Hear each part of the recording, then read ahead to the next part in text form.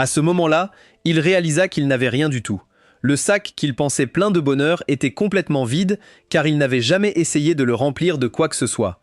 Il s'est résigné à son sort. Il avait erré dans une vie désespérée et privée. Et soudain, un jour, il sentit qu'il avait perdu beaucoup de temps. Il leva les yeux vers le ciel, déterminé à recommencer et à mieux faire les choses la prochaine fois. Il ouvrit les yeux et se retrouva dans une pièce. Cette fois, il a décidé qu'il devait partir. Alors il a couru dehors. Dehors se trouvait une ville abandonnée avec des vignes grimpantes géantes, mais il pensait que cela stimulait sa virilité.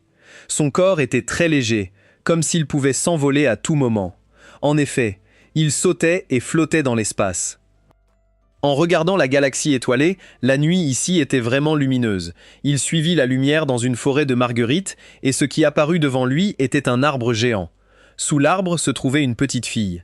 Il s'est approché pour lui demander ce qu'elle faisait, mais la jeune fille a émis un son étrange qui lui a fait un choc dans la tête. Il se tenait la tête et, alors qu'il ressentait la douleur, il avait été poignardé à la poitrine par la jeune fille sans s'en apercevoir. La jeune fille contrôlait doucement le ruban de soie dans sa main, comme si elle dansait, provoquant l'effondrement du garçon dans une mare de sang.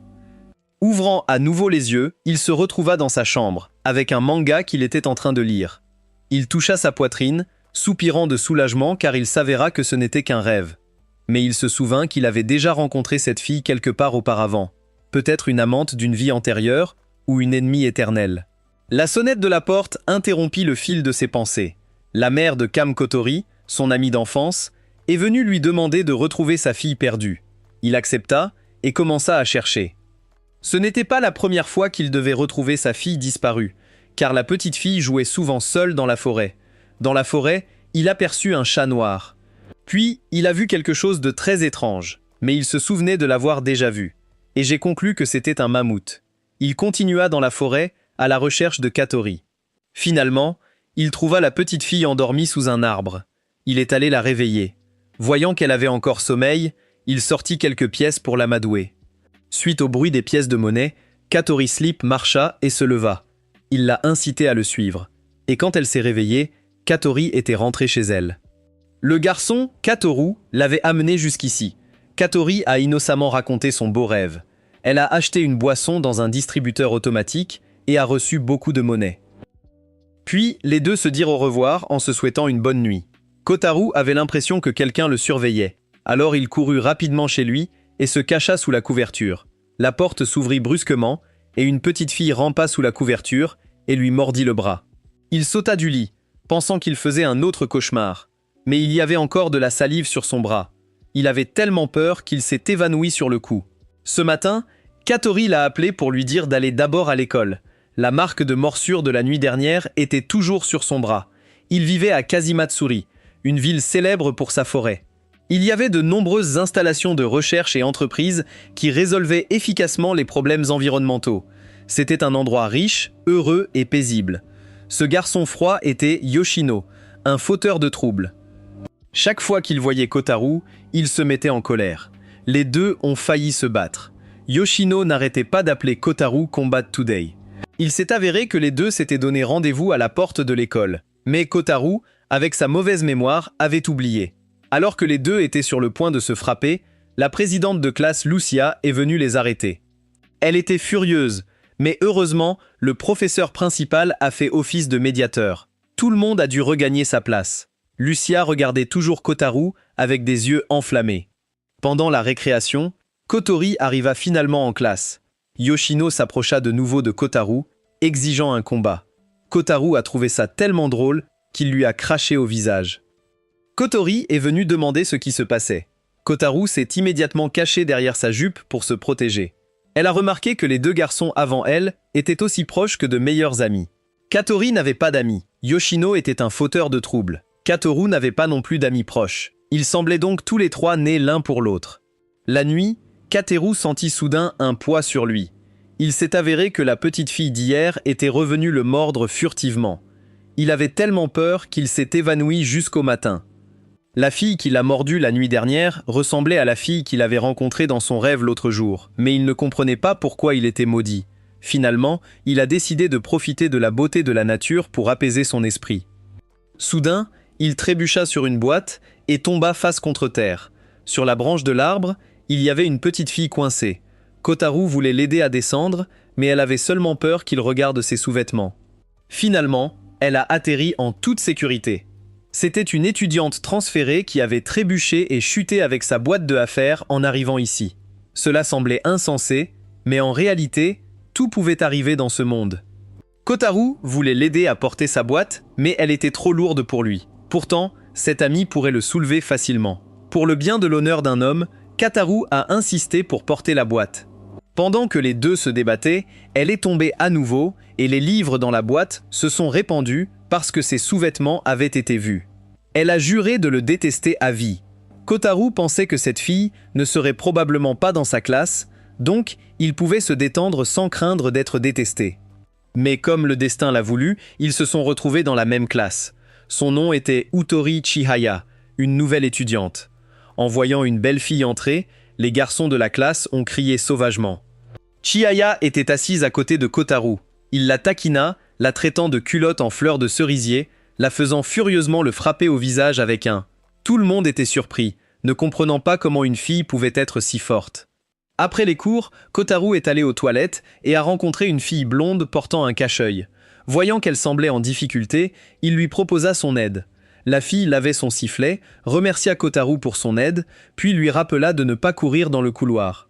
Dût-il, il est devenu délinquant sans le savoir. La jeune fille était membre du comité de discipline, Shizuru, un élève de première classe, qui taquinait occasionnellement le personnage principal avec les règles de l'école. Elle l'a invité à manger ensemble. Mais malheureusement, il avait déjà mangé aujourd'hui. Il lui a promis la prochaine fois. Promirent les deux petits doigts. Alors que Shizuru partait, Kotaro fut rattrapé par un autre membre du club de presse. Elle soupçonnait qu'il avait soudoyé son entrée dans cette école. Il a défendu qu'il avait toujours été honnête, mais elle a utilisé beaucoup de mots pour faire pression sur lui. Puis elle lui dit au revoir, promettant de prendre un repas ensemble un jour. Kotaro ramassa le papier qu'elle avait laissé tomber, devinant qu'elle était une personne très dangereuse. Après l'école, Kotori est allé aux activités de son club, ne laissant que Kotaro et Otori. Il a essayé d'entamer une conversation avec elle, mais la fille Tsundir a eu du mal et s'est plainte qu'il avait osé lui parler. Kotaro a suggéré de lui faire visiter la ville pour s'excuser pour les récentes querelles impulsives. Elle rougit et accepta, mais agissait toujours de manière Tsundir, disant que malgré tout, elle le détestait toujours beaucoup. Lorsqu'il a mentionné les fleurs de cerisier, elle s'est énervée et a prétexté qu'elle avait des affaires avec une connaissance pour refuser le rendez-vous, ce qui était évidemment un mensonge car elle venait d'emménager ici et ne pouvait pas avoir de connaissances. Elle alla rencontrer sa sœur, qui lui rappela de ne pas trop attirer l'attention. Puis j'ai demandé comment me faire des amis à l'école. Elle ne savait pas si elle pourrait se faire des amis. Cette nuit-là, Kotaro fut de nouveau mordu. Voyant son frère hanté pendant plusieurs nuits consécutives, Kotori lui suggéra de trouver quelqu'un pour briser le charme, un senior célèbre dans le monde underground de l'école. Les gens l'appelaient la sorcière de l'académie. On disait qu'elle pouvait utiliser la magie surnaturelle, invoquer des démons et exorciser les mauvais esprits. Bien que cette senior saute souvent les cours, elle n'a jamais été expulsée et a quand même réussi ses notes normalement, ressemblant à un personnage de manga. Kotaro se souvint soudain du journal contenant des informations sur les étudiants du journal à potins Girl. Il l'a sorti pour vérifier et a effectivement trouvé des informations sur cette personne âgée. Senri Akane, étudiant de 3e année, président du club mystère, possédait une autorité bien au-delà des étudiants ordinaires. Trouvant cela intéressant, Kotaro a invité Kotori à retrouver cette mystérieuse sorcière. Il était rare que Kotaro recherche activement quelqu'un, alors Kotori pensait qu'il était tombé amoureux au premier regard. Mais Kotaro était simplement désespéré à l'idée que le fantôme le morde. Après l'école, Kotaro voulait inviter Yoshino à venir, mais a été menacé d'un coup de poing. Donc, l'expédition s'est retrouvée avec seulement 2 personnes. Il prévoyait de retrouver la sorcière en interrogeant autour de lui. Malgré l'interrogation de nombreuses personnes, cette personne âgée semblait utiliser une technique d'invisibilité. Alors qu'ils étaient désespérés, les potins de leur classe apparurent soudainement, leur donnant le rapport du Mystery Club. Il s'agirait d'un document historique publié secrètement et transmis de génération en génération. Kotaro le serra dans ses bras avec gratitude, faisant mal comprendre à Kotori que les deux étaient amoureux. Sur la base du rapport, ils ont trouvé un endroit très étrange. L'intérieur était luxueux, ne ressemblant pas du tout au matériel scolaire. Tous les livres sur les étagères étaient liés à des choses mystérieuses. Il faisait déjà nuit, alors les deux hommes laissèrent un message et partirent. Cette nuit-là, Kotaro rencontra à nouveau le fantôme mordant. Il a essayé d'ouvrir la porte pour s'échapper de la pièce, mais n'a pu ouvrir ni la porte principale, ni la porte vitrée à l'extérieur. Et utiliser une batte de baseball pour briser la porte s'est avéré inefficace. La fille sous la couverture sortit en rampant, effrayant tellement Katoru qu'il appela désespérément le nom de Katori en espérant qu'elle viendrait le sauver. En entendant le nom de Katori, la jeune fille a soudainement disparu et les lumières de la pièce sont revenues à la normale. Kotaro pensa que son sixième sens était trop fort, puis s'évanouit de peur. Le lendemain, il se rendit de nouveau à la maison du club mystère, mais il n'y avait toujours personne à l'intérieur, seulement une note laissée derrière lui, annonçant qu'il mourrait dans 2 jours. Sur la table se trouvait un questionnaire apparemment destiné à Kotaro, plein de questions étranges, comme s'il utiliserait le pouvoir pour changer le monde ou se changerait lui-même. Kotaro remplit les réponses et partit. Utori courut vers lui, rougissant, se rappelant leur conversation d'avant. Alors qu'il essayait encore de traiter, Kotori était déjà arrivé. Elle a suggéré à Kotori d'emmener Utori faire un tour de la ville, ce qui était exactement ce que voulait Utori. Alors les deux ont roulé à vélo à travers la nature poétique. Utori a dit qu'elle avait déménagé ici parce que c'était actuellement la plus belle période. En visitant la ville, on ne pouvait pas manquer la rizière, qui était également la route menant au siège d'une société environnementale de renommée mondiale. Voyant le soleil sur le point de se coucher, les deux se dirent au revoir et Utori repartit à vélo. Kotaro a reçu une invitation à une réunion de la sorcière de l'académie. La nuit, il a escaladé la porte pour entrer au point de rendez-vous et après avoir couru plusieurs fois, il s'est arrêté pour acheter de l'eau. La fille aux cheveux blancs est apparue au clair de lune, rappelant à Kotaro le rêve terrifiant d'être tué. Il s'est enfui avec crainte, tandis que la jeune fille continuait à le poursuivre comme un fantôme. Le couloir familier de l'école semblait désormais sans fin. Aucune porte ne pouvait être ouverte. Il y eut un bruit où Kotaro pensa avoir trouvé une paille pour lui sauver la vie. Malheureusement, c'était une armée qui venait le poursuivre. Il a continué à courir avec crainte. Vers l'escalier, il baissa les yeux, voyant les marches s'étendre à l'infini. Il se calma, pensant que si les superpuissances étaient réelles, alors les fantômes ou les phénomènes surnaturels ne seraient pas étranges. Quoi qu'il en soit, il devait sortir d'ici s'il voulait toujours rencontrer la sœur sorcière. La fille aux cheveux blancs était apparue derrière lui, l'effrayant et l'obligeant à courir frénétiquement, oubliant même sa bouteille d'eau. Il ne savait pas combien de temps cette fille le poursuivrait. Il a vu une porte. À l'intérieur, c'était un espace infini. Il y avait à l'intérieur un être humain aussi petit qu'un insecte qui voulait toujours prendre son sang. Et un autre être humain aussi petit qu'un insecte mais plus mignon.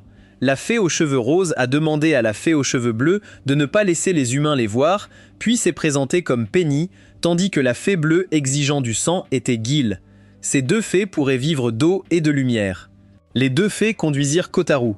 En chemin, Pani a expliqué qu'ils étaient nés de déchets. Voyant l'atmosphère environnante se détériorer, Kotaro craignit qu'il ne fasse fausse route. Il semblerait qu'il s'était égaré dans l'antre d'un monstre, mais heureusement, celui-ci dormait encore afin qu'il puisse s'échapper tranquillement. Mais Gil a causé des ennuis en éternuant et en réveillant le monstre. Il se leva et s'approcha d'eux. Puis la fille aux cheveux blancs réapparut. Lorsque Kotaro vit la jeune fille sur le point d'être frappée par le monstre, il se précipita pour l'emmener, lui disant de s'enfuir d'ici. Mais la jeune fille a rapidement vaincu le monstre, provoquant l'effondrement de l'espace environnant, renvoyant Kotaro à l'école.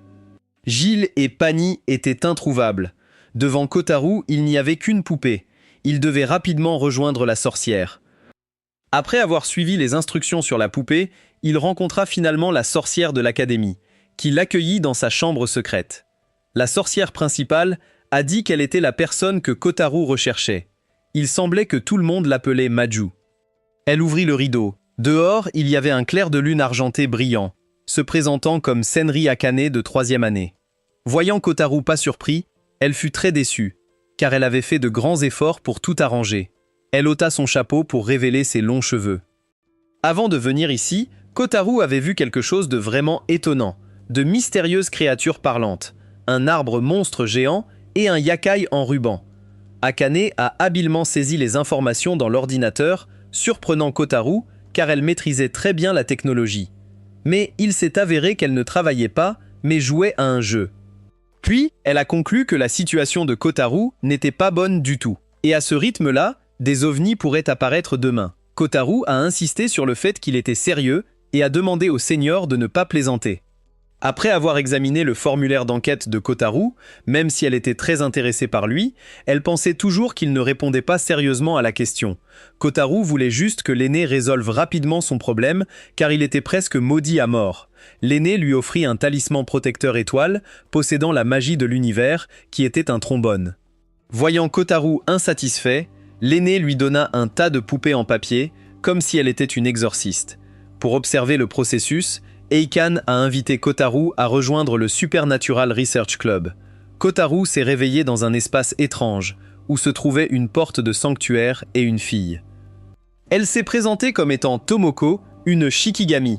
Pour protéger Kateru, elle était apparue dans son rêve sous la forme d'un fantôme.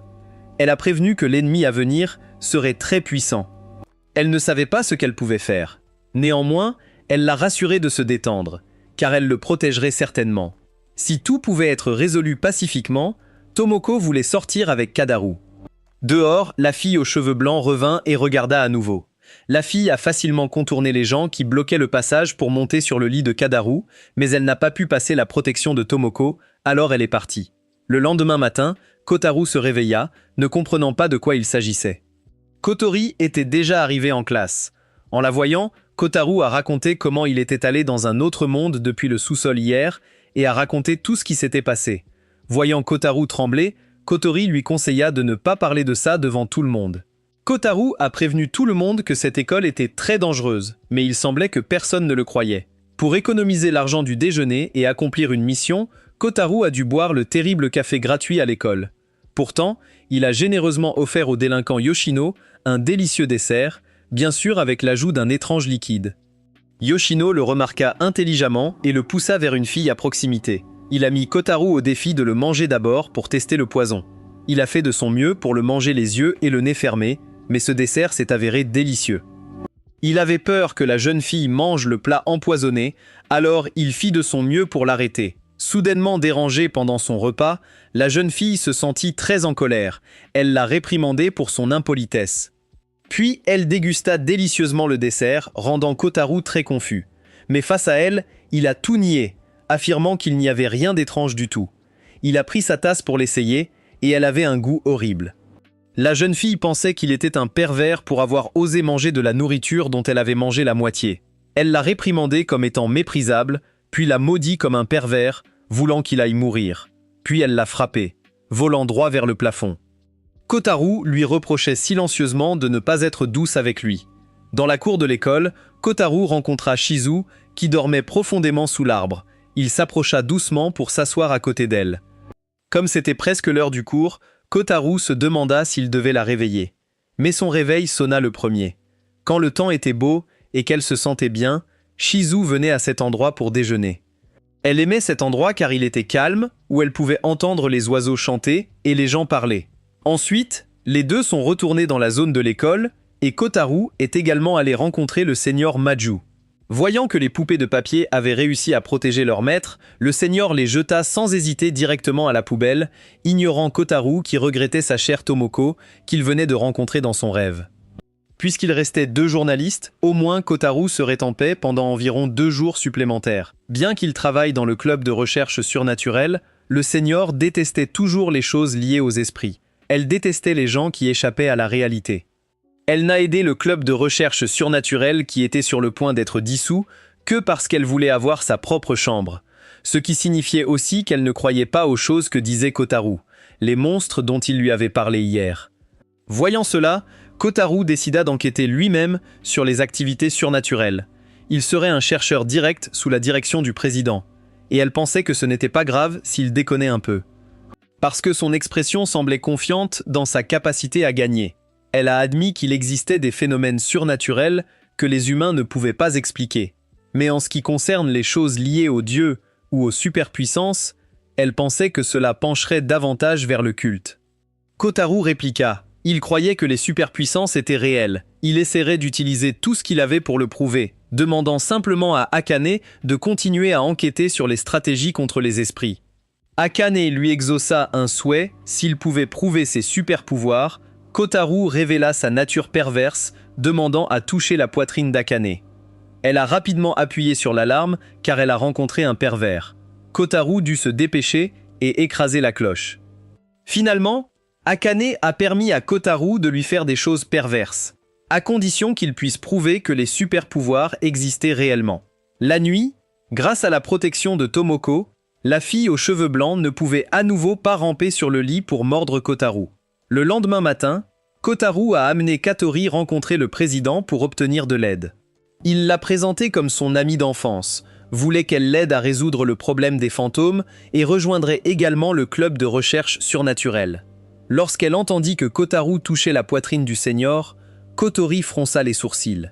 Le regardant avec des yeux jugés, Kotori essaya de se défendre. Mais Kotori le considérait désormais comme un homme pervers, lubrique et méprisable. Kotaru murmura à l'oreille de Kotori, le seigneur Eikane était quelqu'un qui avait l'air puissant. Donc, il pensait que la contacter ne serait pas un problème. C'est ainsi qu'il a incité Kotori à rejoindre le club. La page d'accueil du Supernatural Research Club a été lancée. L'accueil et la collecte de preuves contribueraient à rendre toutes les activités plus pratiques. Soudain, Otori entra dans la pièce. Il s'est avéré qu'elle était également membre du club et une connaissance d'Akane. La nuit, Kotaru n'arrêtait pas de rêver de la poitrine du président. Puis sa main serra accidentellement le humble aux cheveux blancs allongé à côté de lui. Peut-être que les charmes d'Akane étaient à court de puissance. Il savait d'après le journal apparu derrière, elle avait flairé que Kotaru faisait des recherches sur des phénomènes surnaturels. Elle a défié Kotaru à un concours pour voir qui gagnerait.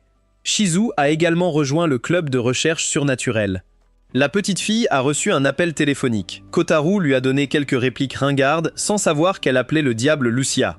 Lucia arriva immédiatement, frappa Kotaru une fois, puis encore une fois lorsqu'elle apprit qu'il avait rejoint le club à cause de la poitrine d'Akane.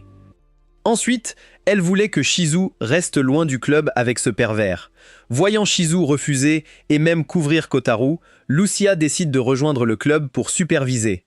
Et ainsi, après tant de temps sans amis, Kotaru avait enfin son propre groupe d'amis du club. Grâce à l'armée de poupées en papier préparée par Akane, Kotaru a passé une bonne matinée. Bientôt, il y aurait la plus grande fête des récoltes de la ville, où tout le monde planterait des arbres pendant une semaine afin que l'école donne du temps libre aux élèves. Kateru passa son bras autour de l'épaule de Yoshino, l'invitant à venir, et fut bien sûr rejeté. Aujourd'hui, dans la salle du club, un jeune homme très élégant est venu amener bento pour Eikane. Il s'est avéré que c'était son frère, Sakuya. En fait, pour diverses raisons, il serait bientôt en charge de certaines fonctions d'Akane, comme un majordome, ou comme il le disait, un beau chevalier. Trouvant l'histoire relationnelle de cette famille trop compliquée, Kotaru ouvrit la bouche pour demander, et Sakuya lui cria au visage, le réprimandant pour son manque de respect. Le cours avait commencé. Alors Otori et Kataru retournèrent en classe, tandis qu'Eikane voulait paresseusement se blottir dans sa couverture et dormir un peu plus. Elle ne se montrait pas un modèle supérieur à ses juniors, mais affirmait avec désinvolture que sa magie noire pouvait transformer l'absence en présence, et que la magie n'était rien d'autre que le pouvoir. Avant de partir, Kotaru s'est présenté au chevalier senior Sayaka, mais a été accueilli avec un sourire industriel et l'affirmation qu'il le détestait. En classe, se souvenant de l'histoire du majordome, Kotaru se demandait si Otori était une jeune femme issue d'une certaine famille, mais elle ne ressemblait pas du tout à une jeune femme. En voyant le président de classe porter des gants au tableau, il était très curieux. Pourrait-elle porter des gants pour sceller un pouvoir secret maudit? Le fantasme de pouvoir des deux gars au fond de la classe a laissé sans voix l'enseignant et le président de classe au tableau. Aujourd'hui était le premier jour d'activité du club surnaturel, mais seul Kotaru était excité, tandis que les autres se concentraient uniquement sur de délicieux gâteaux et que le président prenait du thé. Le président de la classe était mécontent que le majordome, bien qu'étranger, soit entré librement à l'académie. Sous la magie du pouvoir du président, l'école n'était plus en mesure de la contrôler. Sayaka a sorti une glace préparée à l'avance, réussissant à soudoyer le strict président de classe. Tout le monde était assis tranquillement en train de prendre du thé et des gâteaux, tandis que seul Kotaru était isolé, ce qui le mettait très mal à l'aise. La première mission de recherche du groupe concernait Tsuchinoko. Selon les informations figurant sur la page d'accueil, de nombreuses personnes l'avaient vu apparaître continuellement dans l'école. C'était un serpent. Et même si la présidente ne croyait pas vraiment à l'existence d'une telle chose, si elle existait, elle ne trouverait pas cela étrange. Kotaro rêvait de toucher la poitrine du président. Ses mauvais yeux furent rapidement découverts par Otori. En résumé, le Supernatural Research Club se chargerait de cette mission Tsuchinoko. Tout le monde s'est séparé pour fouiller dans le jardin de l'école. Kotaro s'enfonça dans un buisson, sentant quelque chose d'élastique et de doux. Il pensait avoir atteint la cible, mais c'était Lucia, la présidente de classe. Il s'empressa de prétendre qu'il était vertueux et qu'il pouvait s'expliquer. Bien sûr, elle ne le croyait pas. Kotaro a donc été frappé en volant droit dans le ciel, puis le visage planté dans le sol. Alors que les deux se maudissaient encore, Katori avait trouvé la Tsuchinoko. Katoru se précipita pour l'attraper, mais Utori était capable de le faire facilement. Même s'il était un peu stupide, ses capacités physiques étaient excellentes, ce qui faisait que tout le monde l'admirait. Le serpent s'est tordu pour s'échapper, Kotaro a dû tenir son corps fermement, puis une étrange femme a été tirée des buissons.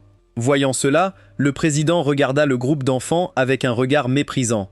Cette femme n'était pas de l'école, mais était une chasseuse d'humains nommée Tsukuno. Elle faisait cela pour de l'argent, pour acheter des articles de luxe, afin de satisfaire son extravagance. Étant employée de bureau, après sa pause déjeuner, elle a dû retourner au travail. Ainsi, la première activité du club était considérée comme terminée. Comme Pinky l'avait promis il y a quelques jours, Kotaro a invité Shizu à déjeuner avec lui. Les deux se sont assis et ont mangé ensemble. Le déjeuner de Shizu aujourd'hui comprenait du koutla grillé.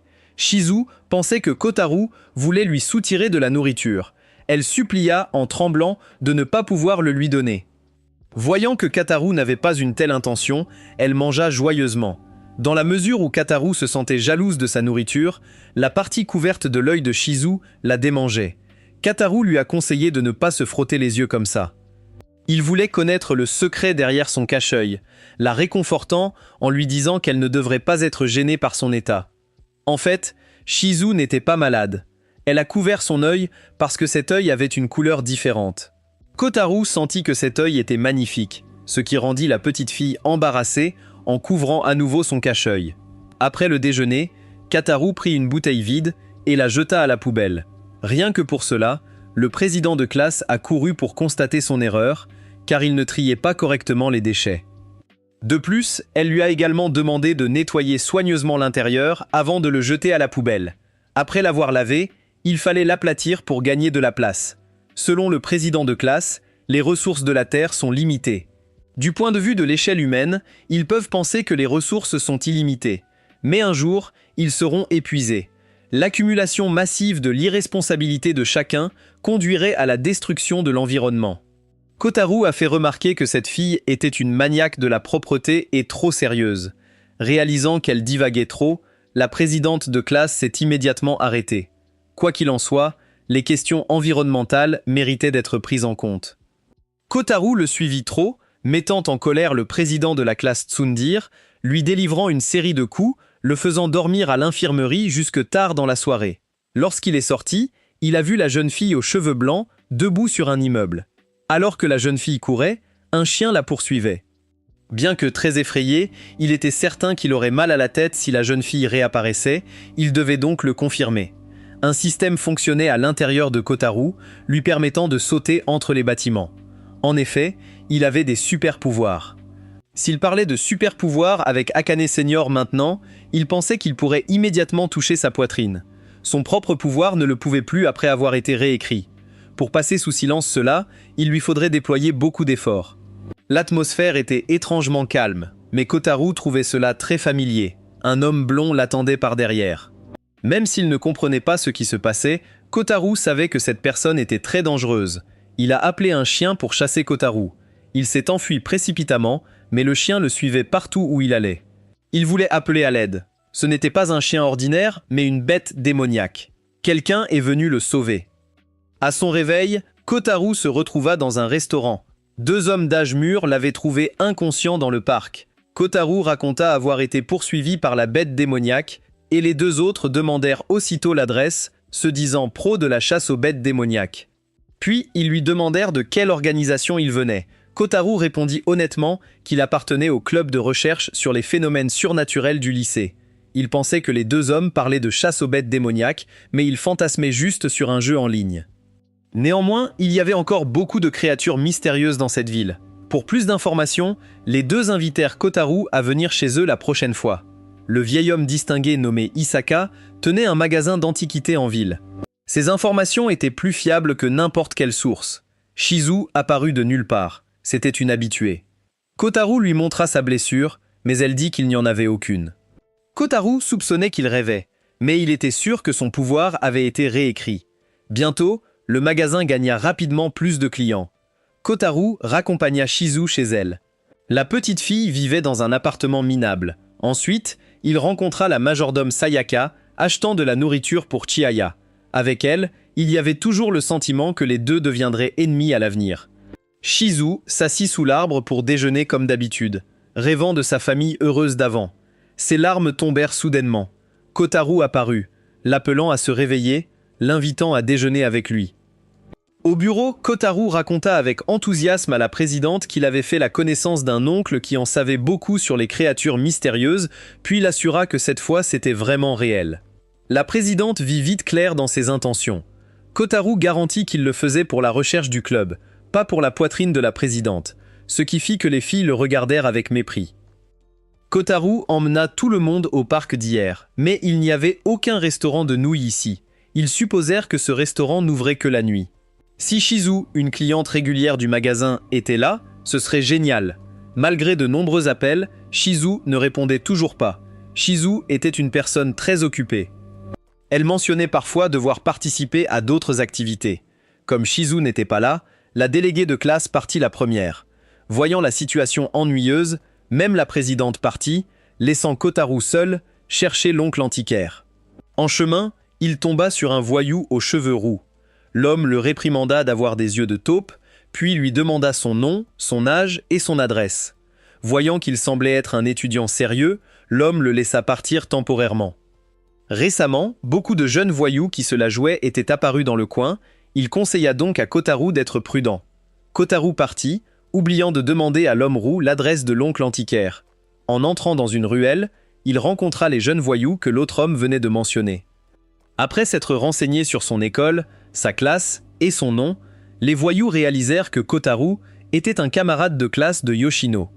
Il s'avéra que c'étaient ses hommes de main. Ils racontèrent que Yoshino avait unifié la rue, devenant le roi de tout le gang. Kotaro a prétendu être l'ami de Yoshino, ce qui les a amenés à changer immédiatement d'attitude. L'un des délinquants l'a aidé à rechercher l'antiquaire. Il se présenta comme étant une première année, encore plus jeune que Kotaro. Voyant que ce personnage à l'air féroce s'est avéré n'être qu'un enfant, Kotaro a adopté une attitude de menton levé, leur ordonnant de chercher rapidement. Très vite, ils l'ont conduit sur place. L'oncle vendeur d'antiquités a été très surpris d'avoir trouvé cet endroit. L'autre jour, il avait oublié de lui donner sa carte de visite. Dans un coin du magasin, Shizu était assis, mangeant délicieusement. Parce qu'elle avait réglé son téléphone en mode économie d'énergie, elle ne savait pas que Kotaro l'avait appelé à plusieurs reprises.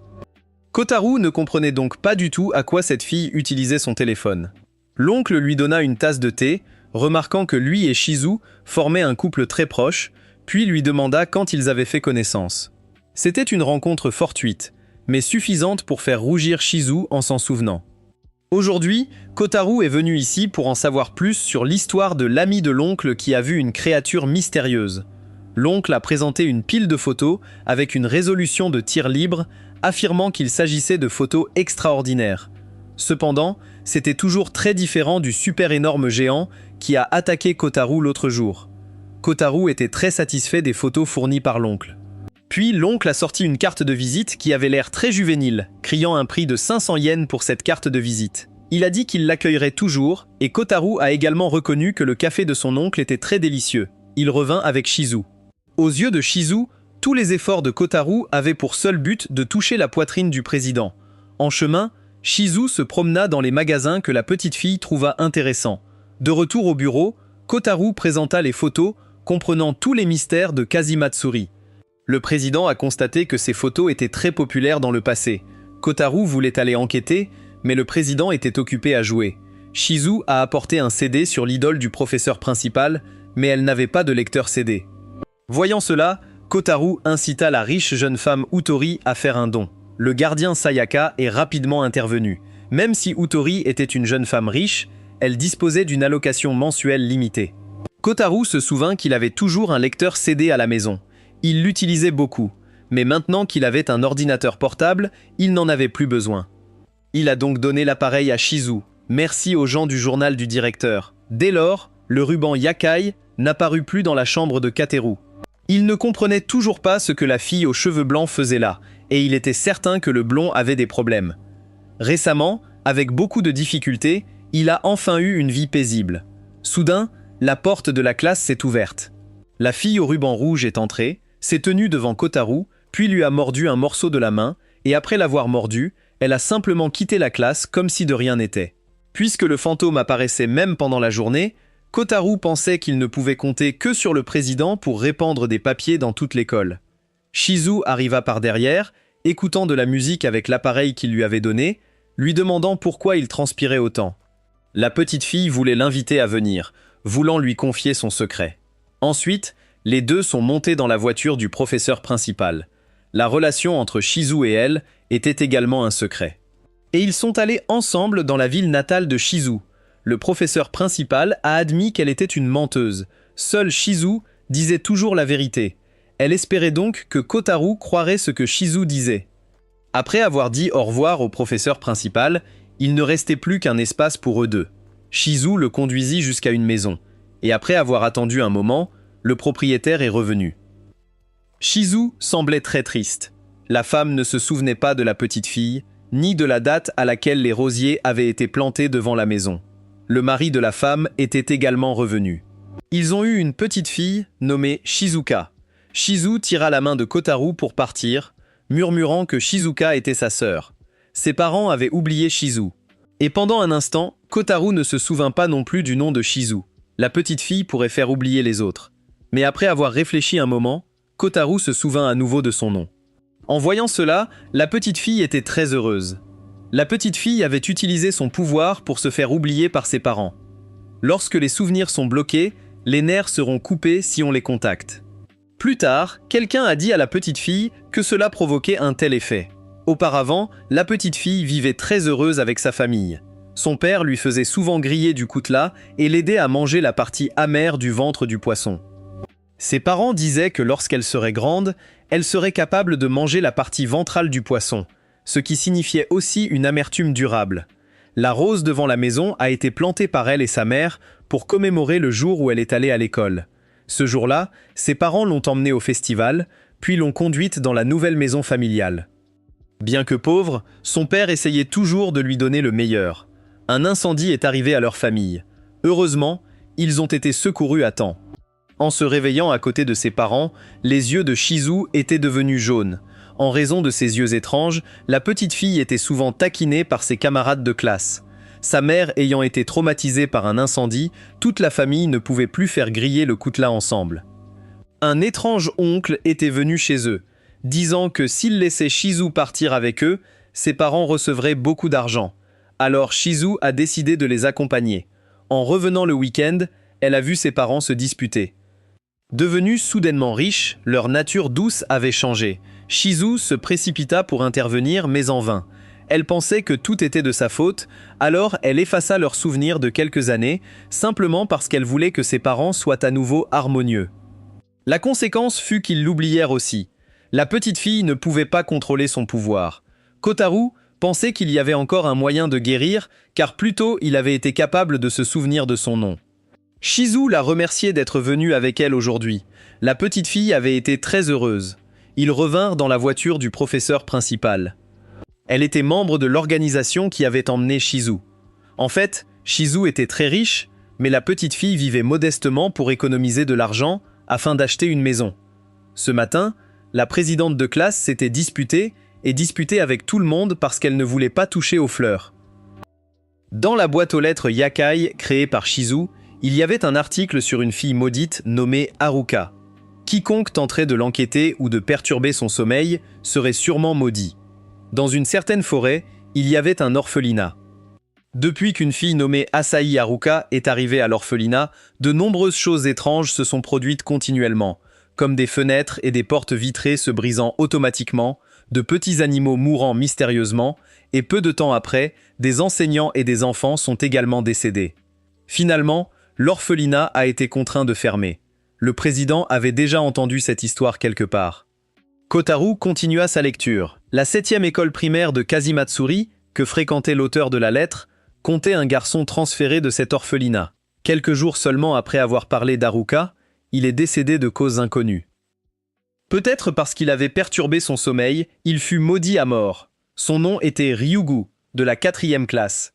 S'il était en 4e année il y a 7 ans, cela signifie qu'il aurait le même âge qu'eux aujourd'hui. La 7e école primaire était également l'endroit où Yoshino étudiait, alors Kotaro pensait qu'il pourrait prouver la vérité plus facilement. Aujourd'hui, la présidente de classe et Shizu ne sont pas venues, probablement parce qu'elle était encore bouleversée à propos de l'autre jour. Avant d'enquêter sur le cas d'Haruka, Kotaro a pensé qu'il devrait d'abord résoudre le conflit avec le président de classe. Voyant Shizu manger sous un arbre, il s'approcha et lui posa des questions sur les gants de présidente de classe qu'elle portait toujours. Shizu pourrait révéler à Kataru le secret de Lucia, à condition qu'il soit son ami pour la vie. Kataru était assise seule, hébétée. Il appela Yoshino. Yoshino était occupé à porter une personne âgée sur son dos. Kotaro a posé des questions sur la classe de Yoshino lorsqu'il était à l'école primaire. C'était un souvenir que Yoshino ne voulait pas se remémorer, car il avait autrefois été ami avec le défunt Ryugu. Yoshino a refusé de fournir des informations, rappelant seulement à Kotaro de s'arrêter lorsqu'il sentait un danger et d'être prudent lorsqu'il voyait du verre brisé. Ensuite, Yoshino a donné à Kotaro un morceau de papier, lui demandant de le rendre immédiatement après l'avoir visionné. Voyant le président de classe photocopier des documents, Kotaro a rapidement apporté le papier au photocopieur pour en faire une copie. Puis il est parti. Ne sachant pas que le photocopieur avait imprimé une autre copie du papier, Lucia l'a poursuivi pour lui rendre le papier. Kotaro ne se souvenait pas d'avoir photocopié ça. Le journal lui rappelait de ne pas le réveiller. Puis le verre autour de lui s'est soudainement brisé. Voyant cette situation, Lucia devina que Kotaro faisait quelque chose. Kotaro a tout expliqué à Lucia. Mais il ne croyait toujours pas que les malédictions existaient dans ce monde. Il voulait aider la fille nommée Haruka à blanchir son nom. Kotaro tendit la main, voulant régler cette affaire avec Lucia. Lucia hésita un instant, puis lui serra la main. En chemin, elle n'arrêtait pas de réfléchir. Il a commencé à pleuvoir, et les lampadaires se sont brisés en morceaux. Une petite fille apparut, reprochant à Lucia de l'avoir réveillée. Même si elle partageait la même douleur, Lucia s'accroupissait craintivement sur le sol, de vieux traumatismes revenant. Kateru a appelé les contacts fournis par Yoshino, mais bizarrement, tout le monde refusait d'évoquer le passé. Et après cet appel, tous les verres se sont brisés simultanément. Lucia était retournée dans sa chambre, mais la petite fille Haruka s'accrochait toujours à elle, lui murmurant d'accepter qu'ils étaient tous les deux maudits. Aujourd'hui, Lucia n'est pas allée à l'école, ce qui est très différent de son image sérieuse habituelle de présidente de classe. Kotaro a appelé mais n'a obtenu aucune réponse. La journaliste est apparue, présentant un ensemble de documents sur lesquels elle enquêtait sur des choses mystérieuses, mais malheureusement, ce sujet a ensuite été interdit par le club. D'après les documents du journaliste, Kotaro est allé rencontrer quelqu'un. Il a fourni un enregistrement de la réunion de classe de 4e année à la 7e école primaire. À ce moment-là, le verre s'est brisé simultanément et, en chemin, les étudiants sont allés chercher des documents. Un immense panneau publicitaire tomba juste devant eux. Si quelqu'un avait été touché, il serait mort sur le coup. Lucia se tenait devant Kotaro depuis un certain temps, l'avertissant de ne pas la réveiller, puis s'est évanouie sous la pluie. Lucia a fait un cauchemar. Lorsqu'elle se réveilla, Kotaro était à ses côtés. Craignant qu'elle n'attrape froid, Kotaro avait changé ses vêtements et il garantissait qu'il était vertueux et qu'il ne faisait rien d'autre. Lucia s'est dirigée vers une plante en pot, en a cueilli une feuille et celle-ci s'est immédiatement transformée en cendre. C'était la malédiction d'Haruka. Chaque fois que Lucia touchait des plantes, elle se fanait. Kotaro pensait que c'était de sa faute s'il n'avait pas abandonné l'enquête qui avait ramené Haruka. Lucia faisait comme si de rien n'était, car elle avait toujours été ainsi. Shizu avait dit un jour que lorsque Lucia était petite, rien qu'en touchant des plantes ou des animaux, il mourrait immédiatement. Elle a toujours déterminé que tout était de sa faute. Par conséquent, jusqu'à présent, elle n'osait toujours pas toucher les créatures vivantes. Par la suite, elle portait toujours des gants. Elle se considérait comme quelque chose de sale. Kotaro la rassura en lui disant que c'était sa réflexion excessive qui la faisait souffrir. Il voulut la toucher, mais fut immédiatement repoussé. Elle pensait que personne ne pouvait comprendre sa souffrance et celle d'Haruka. Il serait toujours seul, vivant seul. De façon inattendue, les choses se sont passées ainsi. Une partie de la main de Kotaro qui touchait Lucia était devenue noire. Après cela, Kotaro est allé à l'orphelinat. Il y avait effectivement des traces d'enfants qui y avaient séjourné autrefois. Debout devant la photo des enfants de l'orphelinat, il trouva Ryugo et Haruka. Haruka n'était autre que Lucia désormais. Lucia sortit, se demandant pourquoi il était au courant. Sur la liste donnée par Yoshino, l'adresse de Watakenji était notée. Mais il n'habitait pas à cette adresse. Il s'était éloigné, mais les vitres de la maison étaient toujours brisées. Les malédictions ne seraient jamais erronées, et les seules personnes qui avaient cette liste, à part Kotaro et Yoshino, étaient la présidente de classe Lucia. Lorsque Kotaro a sorti la photocopie, Lucia a dû voir les données encore laissées dans le photocopieur. C'était l'hypothèse de Kotaro. Bien qu'il n'ait pas compris comment briser du verre, Lucia a admis avoir simulé la note d'avertissement et brisé le verre pour l'empêcher d'enquêter. Lucia a raconté son histoire. Elle était normale à la naissance, mais elle était devenue étrange à un moment donné. Ses mains étaient maudites, brisant facilement le verre et tuant des créatures. Elle ne voulait pas que quiconque connaisse son passé ou sa toxicité. Cette terre avait encore des toxines laissées par ses mains. Elle a conseillé à Kotaro de partir rapidement pour se faire soigner.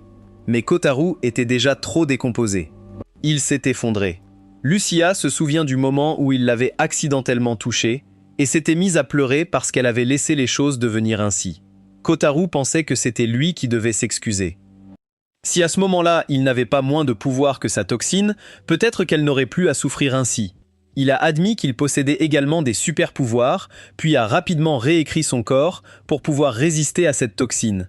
Après cela, les marques de décomposition sur son corps ont immédiatement disparu.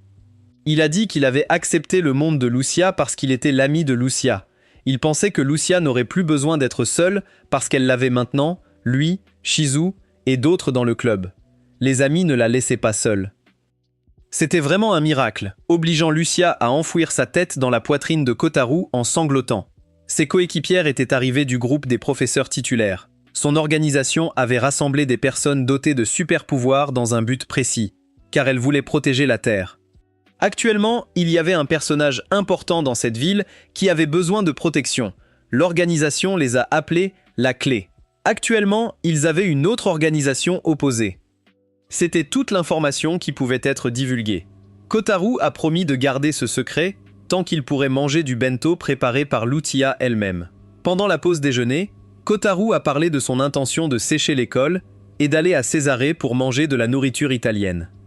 Derrière lui se trouvait Lucia aux yeux meurtriers. Kotaro avait été kidnappé, ses mains et ses pieds étroitement liés au meuble malgré ses efforts. Lucia a dit qu'elle le relâcherait. Mais avant qu'elle n'accepte, il ne devait absolument pas ouvrir les yeux. Après cela, Lucia est apparue dans une tenue de femme de chambre. Kotaro pensait que quelque chose n'allait pas chez elle et voulait l'emmener à l'infirmerie. Avec colère, elle attrapa sa chemise. De toute évidence, il lui avait demandé de porter une tenue de femme de chambre et de lui préparer des bento. Kotaro plaisantait seulement sur le fait de porter une tenue de femme de chambre. Alors, Lucia était tellement embarrassée qu'elle se couvrit le visage. Kotaro l'a complimentée en le disant qu'elle était très mignonne, la faisant frapper à nouveau parce qu'elle était trop gênée pour être en colère.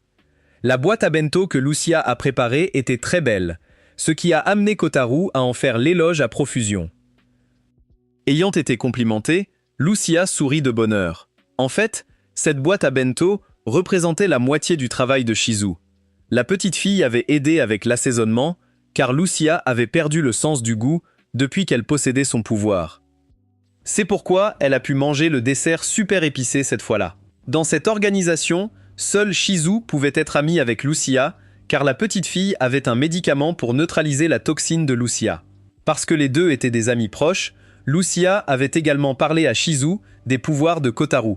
Lucia a promis qu'elle ne dirait cela qu'à Shizu parce qu'elle espérait que Kataru aurait une vie paisible loin de l'organisation. Kataru la réconforta. Maintenant, elle n'était plus seule, mais l'avait avec lui et ses amis dans le club surnaturel. Utori voulait aussi toujours s'excuser et se réconcilier avec elle. Lucia était tellement émue qu'elle a inconsciemment appelé Kotaru par son nom, alors Kotaru a été frappé une fois de plus. Au bureau du club, Lucia s'était inclinée pour s'excuser auprès d'Utori. Utori voulait en fait s'excuser auprès de Lucia aujourd'hui aussi, donc depuis le matin jusqu'à maintenant, elle n'avait toujours rien mangé. Alors les deux se sont excusés l'un auprès de l'autre, et Utori a eu une part de gâteau. Utori commença à se demander pourquoi Lucia était toujours avec Kotaru. Parce qu'ils étaient amis, Lucia serra le bras de Kotaru. Voyant cela, Shizu serra également son autre bras. Bien sûr, la puissance de la petite sœur Loli ne pouvait pas égaler celle de Lucia en électricité et en eau. Kotaru la réconforta en disant qu'il aimait aussi la poitrine de Lucia. Puis, il se pencha près de son oreille, la remerciant d'avoir pensé à lui concernant le secret de l'organisation. Ainsi, aujourd'hui, ils étaient également pleins de vitalité dans la conduite des activités du club. Il fallait d'abord trouver l'épée sacrée dans la ville, mais la destination était une pâtisserie. Cette épée sacrée existait, mais elle pouvait facilement être retirée. De plus, une fois retirée, il se brisa sous le regard choqué et affligé de Yoshino. La deuxième mission était le rire mystérieux et inquiétant, mais elle a également été rapidement accomplie. Troisièmement, le fantôme du dortoir, qui s'est avéré n'être que Yoshino venant à l'école à minuit pour pratiquer les arts martiaux, et la journaliste effectuant des patrouilles de nuit. La quatrième mission s'est également rapidement achevée de manière décevante. Le thème de l'exploration de ce week-end était les informations enregistrées sur leur site web, mais personne ne voulait y aller avec Kotaru. En fin de compte, le voyage s'est quand même poursuivi. Bien qu'il ait été le proposant, Kotaru est arrivé en retard. Voyant que Lucia était devenue plus sociable, il était très heureux. Utori a amené un chien pour se protéger. C'était 3 fois plus fort que Yoshino. Ils s'arrêtèrent près d'un ruisseau. Kotaru avait étudié attentivement l'itinéraire. Même si le président en doutait encore, l'eau du ruisseau était limpide, donnant envie à Utori d'essayer une gorgée. Tout le monde lui a conseillé de ne pas boire de l'eau avec négligence. Mais Lucia, à côté d'elle, avait déjà beaucoup bu. Tout le monde a continué à marcher. Les insectes dans la forêt mettaient Akane mal à l'aise.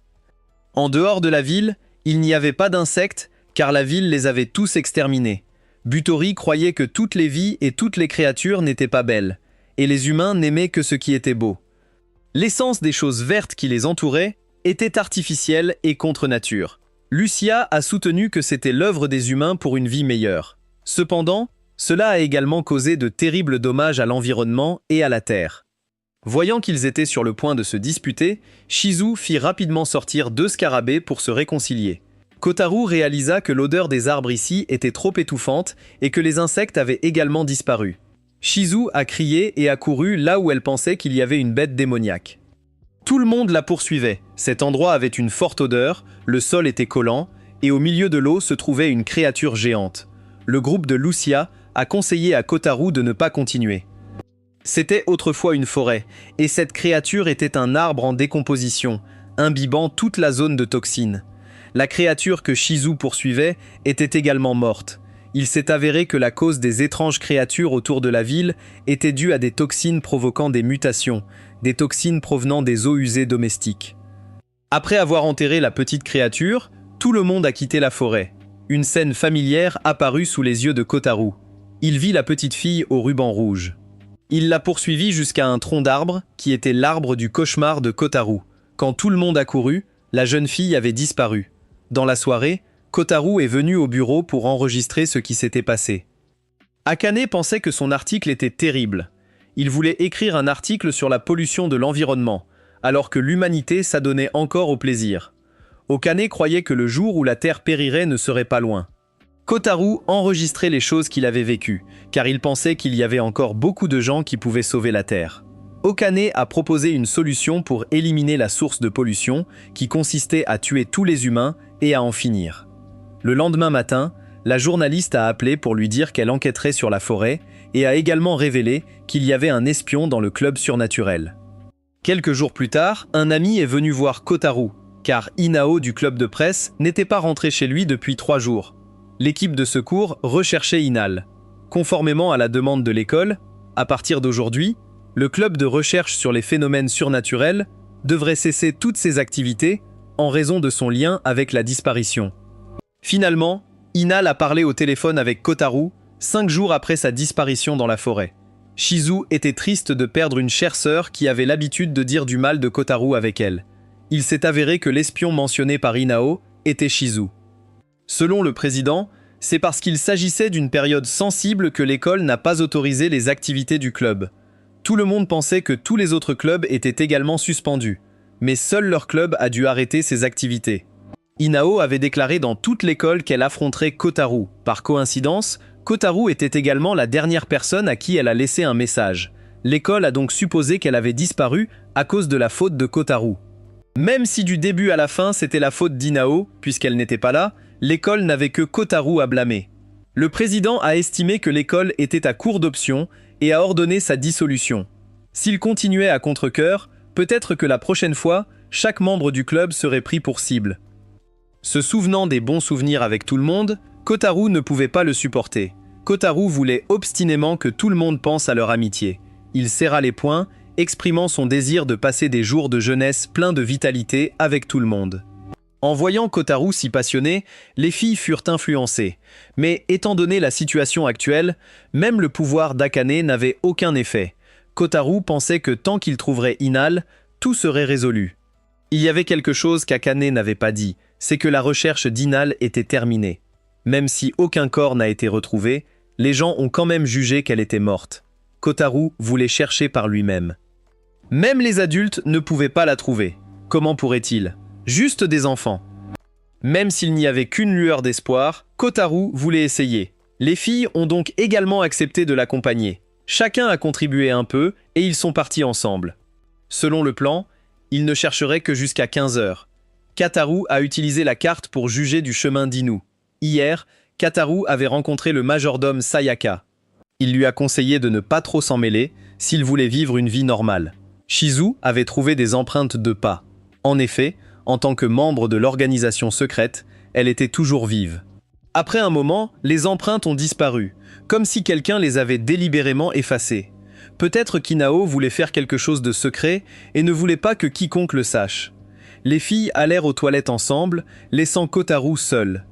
Assis sur un rocher, il se demandait quel matériau de cette forêt conviendrait au passe-temps conspirationniste d'Inao. Il ne pouvait pas comprendre ce qui se passait. 30 minutes s'étaient écoulées, et les filles n'étaient toujours pas revenues. Il commençait à faire nuit. Kotaro a appelé, mais personne n'a répondu. Alors il est allé chercher avec inquiétude. Il a vu quelqu'un portant une cape noire, alors il s'est caché derrière un arbre. Il avait le sentiment que cette personne en cape noire était très dangereuse, alors il accéléra pour retrouver tout le monde. Une bête démoniaque lui barrait le chemin, semblable à celle du blond d'avant. Bientôt, il fut entouré de bêtes démoniaques. Il s'est enfui précipitamment, mais son amélioration précédente n'était toujours pas suffisante. Il a décidé de se réécrire un niveau supplémentaire. La bête démoniaque l'attrapait toujours facilement et le déchirait. Un flux de puissance circulait autour de son corps. Kateru lança un sort et les vainquit facilement. Il réalisa que des griffes avaient poussé sur ses mains et que la bête démoniaque se décomposa rapidement et disparut. Bien qu'il ne comprenne pas complètement, sans ses griffes, il serait mort depuis longtemps. Il n'eut pas le temps de se réjouir de bonheur, car Anao, Katori et tous les autres étaient toujours dans cette forêt. La voix de Lucia résonna. Shi et Shizu étaient entourés d'un groupe de bêtes démoniaques. Sans le secours de Kotaro, les deux dégainèrent rapidement leurs armes et combattirent magnifiquement ces bêtes démoniaques. Kotaro pensait qu'il rêvait. Ces deux-là savaient réellement comment utiliser les armes. Kotaro s'est effondré à cause de ses blessures. Shizu est venu utiliser son pouvoir pour le guérir. Ces bêtes démoniaques étaient les ennemis du groupe des gardiens, les bêtes démoniaques de Gaïa. Shizu devinait qu'ils avaient considéré cette forêt comme une base, ou qu'ils cherchaient la clé, la seule personne qui maîtrisait la question de la destruction de la Terre. Les blessures de Kotaro avaient été guéries. Shizu lui a conseillé d'aller chercher les autres. Il s'occuperait des bêtes démoniaques ici. Comparé à ce pourquoi elles avaient été entraînées, ces bêtes démoniaques n'étaient que des jouets pour enfants. Kotaro s'est enfui, avec Lucia à l'arrière s'occupant de la bête démoniaque qui le poursuivait. Kotaro a couru dans la forêt, appelant bruyamment les noms des filles. Kutori pensait qu'il était un ours et s'en est presque occupé. Les filles étaient toujours en sécurité. Seul Kutori était couvert de blessures. Kutori leur a dit de courir vite. Alors qu'ils étaient encore hébétés, ne comprenant pas, une bête démoniaque super énorme est apparue dans le ciel, visant directement Kotori pour l'attaquer. Kotori l'aida rapidement à bloquer un coup.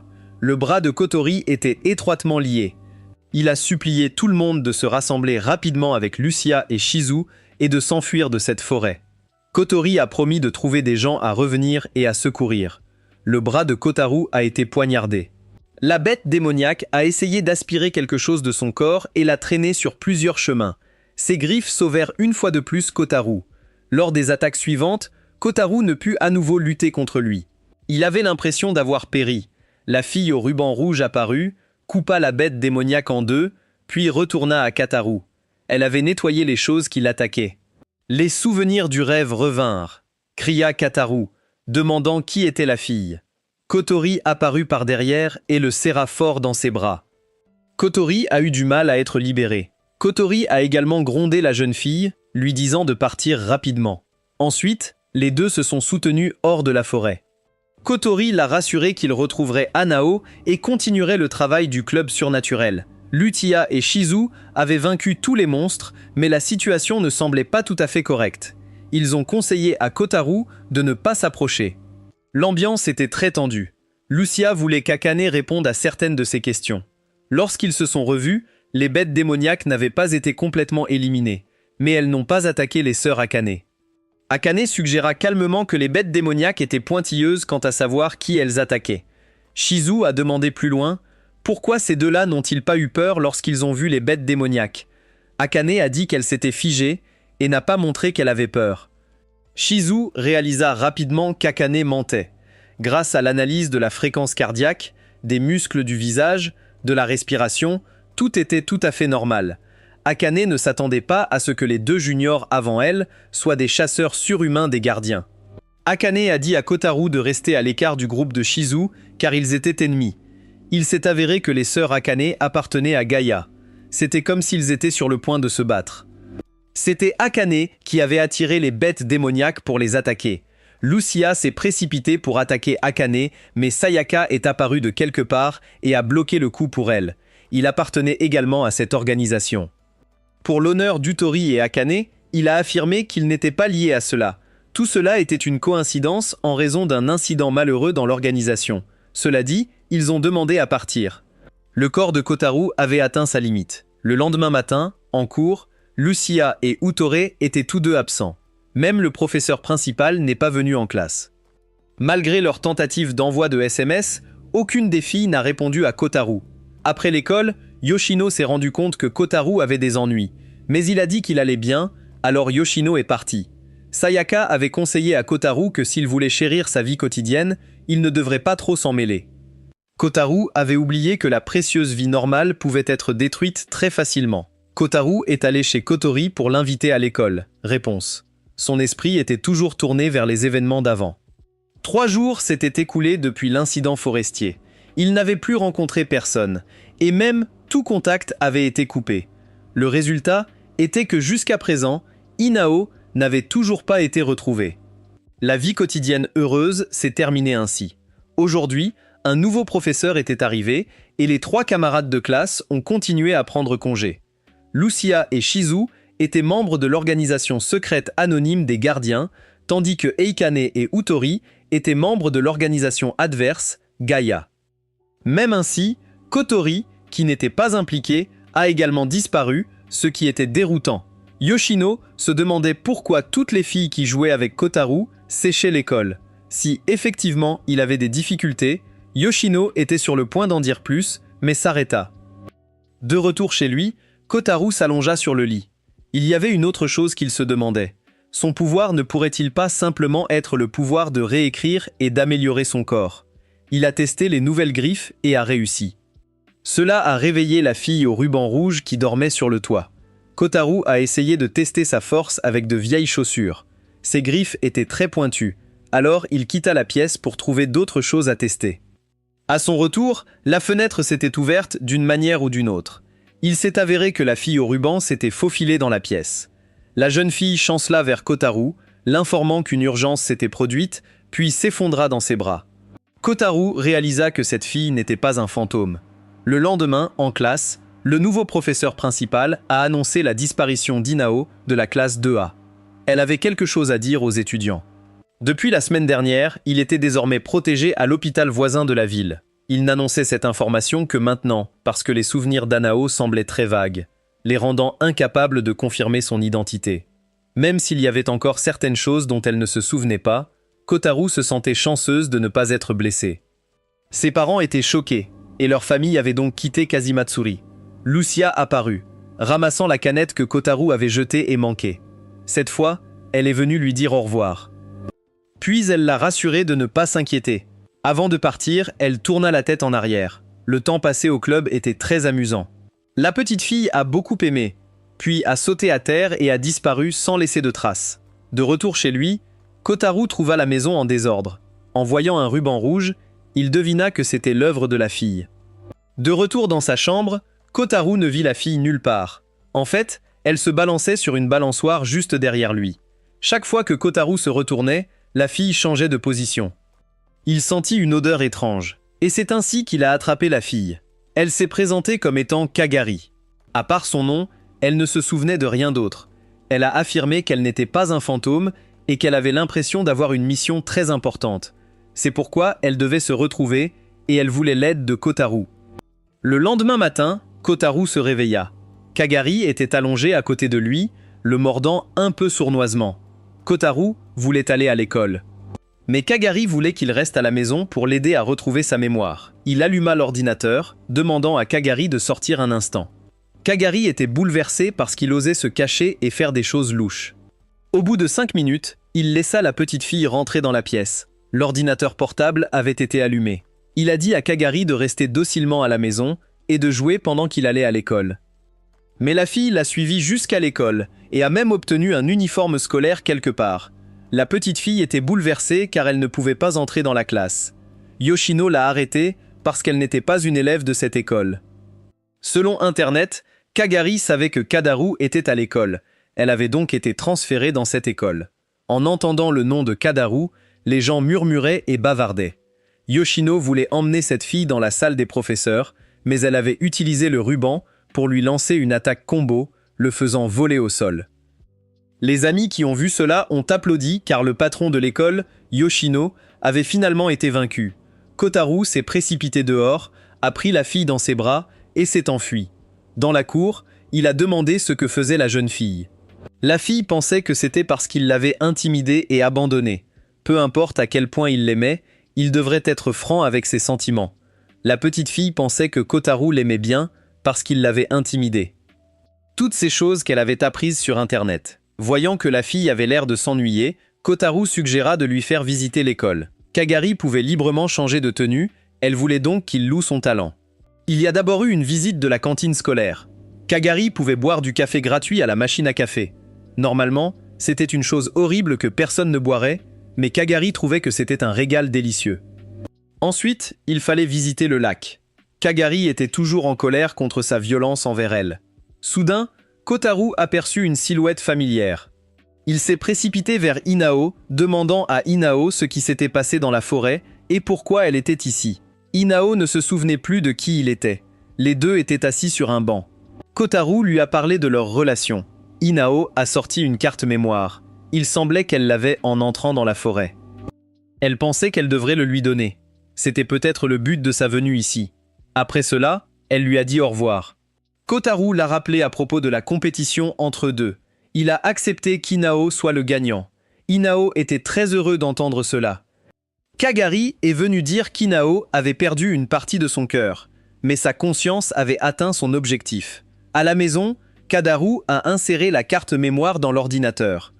Kagari était également revenu après avoir fait des ravages dans la maison. La petite fille soupçonnait qu'il avait fait quelque chose de mal pour avoir une maison aussi spacieuse.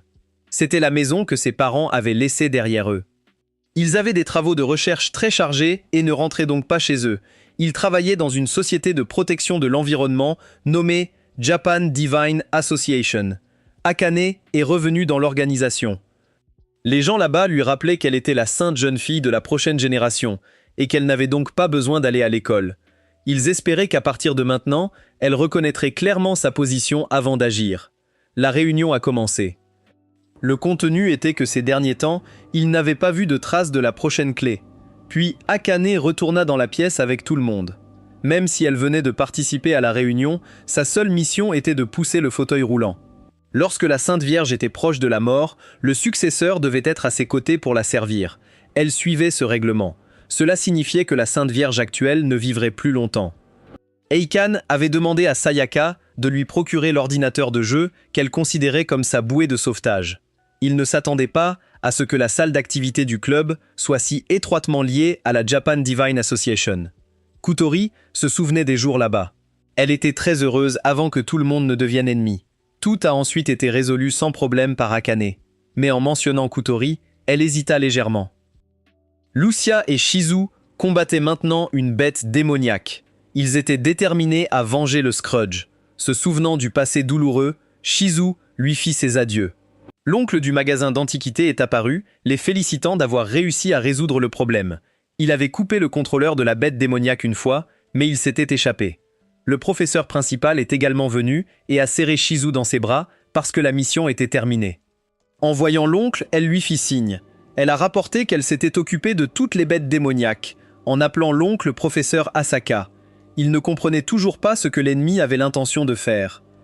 Puisque cette ville était un lieu sacré pour les idéologues de Gaïa, elle rassemblait de nombreuses personnes qui utilisaient des bêtes démoniaques.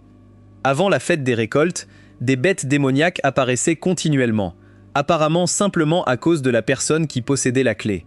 Il a rappelé à tous que la prochaine bataille serait très tendue. Les deux esprits féeriques avaient été capturés par Sayaka pour le crime d'offenser Otori. Inal, qui avait connu un désastre dans la forêt, avait laissé beaucoup d'informations à Kotaru sur les bêtes démoniaques et le mystérieux homme masqué, car cela pourrait être un avertissement dangereux au sein de la mystérieuse organisation et la déclaration d'échec d'Inal selon laquelle l'existence du club surnaturel était réelle. Alors qu'il faisait des recherches à mi-chemin, Kagari est venu concourir pour l'ordinateur. La petite fille souhaitait continuer à lire des mangas en ligne. Dans un moment d'insouciance, la petite fille remarqua un endroit mystérieux qui la rendit curieuse. Kotori a envoyé un texto à Kotori, lui disant qu'elle avait un rhume et que ces jours-ci, elle ne pouvait pas répondre au message. Kotori était très heureuse qu'elle aille toujours bien. Tout cela n'était qu'un mensonge de sa part. Elle était assise dans une zone pleine de bêtes démoniaques. Elle se rappela d'agir rapidement. Shizu a demandé la permission de surveiller Kotaru et Kotori. Puisque tous deux avaient vu des bêtes démoniaques, ils étaient susceptibles d'être ciblés par Gaïa. L'organisation a rapporté qu'il n'y avait aucune nouvelle de Kotori. Voyant cela, Shizu a demandé la permission de surveiller au moins Kotaru. Parce que son identité avait été dévoilée, son supérieur ne lui permettrait pas de faire cela, mais il pensait que si elle changeait son identité pour devenir un agent infiltré, ce serait une bonne idée. Cette nuit-là, après avoir finalement contacté Kotori après un long moment, Kotaru profita d'un bain relaxant. Kigari entra soudainement, disant qu'elle avait quelque chose à lui dire. Kotaru l'a réprimandée pour n'avoir aucune honte. La petite fille, au visage innocent, ne voyait son tort que d'entrer dans la salle de bain sans se déshabiller. Elle a enlevé tous ses vêtements. Puis, elle se tenait sérieusement devant lui, lui disant qu'elle avait besoin de parler. Les deux esprits féeriques ont été chargés par Sayaka de retrouver Kotaru. Ils pensaient qu'il leur paraissait familier. À la fontaine de la ville, Kigari invitait Kotaru à l'aider à se retrouver. Elle pensait que Kotaru devrait l'emmener visiter la ville moderne et branchée. La petite fille pensait que seul le café de la cantine scolaire était si délicieux, mais il s'est avéré qu'il existait des boissons encore plus merveilleuses dans le monde.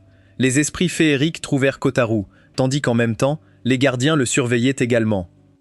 La prochaine destination vers laquelle ils se sont dirigés était le magasin d'antiquités de l'oncle, qui était fermé aujourd'hui. Kagari pensait qu'ils étaient des idoles suivies par des fans obsessionnels, mais il s'est avéré qu'ils étaient pourchassés. Kagaru remarqua qu'il y avait effectivement beaucoup de gens qui le suivaient. Il pensait que c'était dû à l'incident forestier précédent. Il prit la main de Kagari, voulant s'enfuir. Kagari ne comprenait toujours pas pensant qu'elle était une idole célèbre qui avait besoin d'interagir avec ses fans. Il semblait que Kotaro devrait interdire aux enfants d'utiliser Internet. Il courut dans une ruelle où se trouvaient les subalternes de Yoshino. Ils ont commencé à lui demander son nom. Kotaro frappa l'un d'eux, le réprimandant de savoir seulement comment demander l'adresse des gens. Ce type se souvenait vaguement de Kotaro.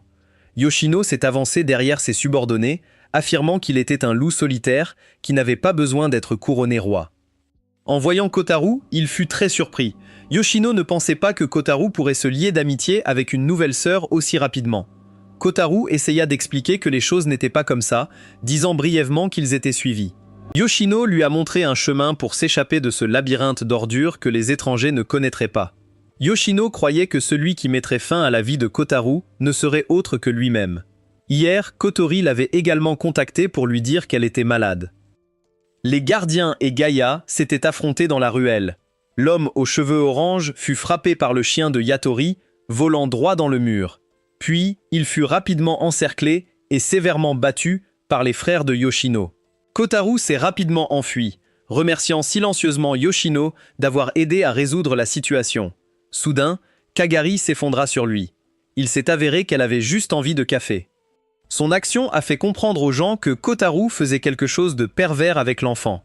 En achetant du café, il a accidentellement croisé Lucia. Il s'est dit préoccupé car tout le monde avait disparu ces jours-ci. Lucia pensait que tout était de sa faute. Kagari derrière lui le serra fort dans ses bras, disant des choses qui pourraient provoquer des malentendus, obligeant Lucia à le regarder avec des yeux dégoûtés. Lucia l'a prévenu une dernière fois. Lui et Katori étaient des sujets qui avaient besoin d'être surveillés. Mais tôt ou tard, tout redeviendrait normal. Elle voulait qu'il les oublie et vive une vie normale. Lucia retourna auprès du professeur principal. Dans le passé, elle était l'élève du professeur Isaka, une personne redoutable appartenant à l'équipe de guerriers la plus puissante. En les voyant participer à cette bataille, Lucia se sentait très fiable, ce qui signifiait aussi que la situation était très tendue. Après une longue journée, tout ce que Kugari pouvait percevoir, c'était que le café était la chose la plus merveilleuse au monde. Le type blond apparut de quelque part, se demandant pourquoi Kotaro pouvait tuer son chien, soupçonnant qu'il était un gardien. Il venait de Gaïa, Kagari s'était levé pour le protéger. Tandis que Kotaro se précipitait en avant, lui donnant un coup qui le faisait rouler au sol, il appelait des monstres à l'attaque. Kagari utilisa rapidement le ruban pour le faire disparaître dans le néant. Le blond la remarqua maintenant, sentant une odeur familière émanant d'elle.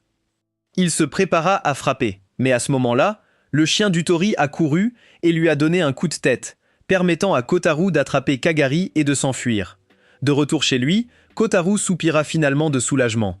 Son pouvoir de réécriture était épuisé, mais au moins cette fois, il était indemne. Kagari était toujours émerveillée par son pouvoir, fantasmant qu'elle était née pour sauver le monde. La maison de Katoru a encore été détruite aujourd'hui. Kagari paniqua en désignant le réfrigérateur. L'ouvrir révéla les esprits féeriques blottis à l'intérieur. Kagari était très heureuse que le paquet de café qu'elle avait commandé en ligne soit toujours intact. Les sprites ont demandé de l'aide à Kotaro, ce qui les a confinés dans une boîte encore plus étroite que la cage précédente. Ils ont été envoyés pour le surveiller. Kotori a appelé, disant à Kotaro de venir rapidement dans la forêt avec Kugari. Elle les avait observés à travers les yeux du chien. Elle expliqua brièvement la situation. Kotaro était ciblé par les deux organisations. S'il découvrait sa véritable identité, il serait définitivement entraîné dans cette affaire. En arrivant dans la forêt, elle a garanti de tout révéler.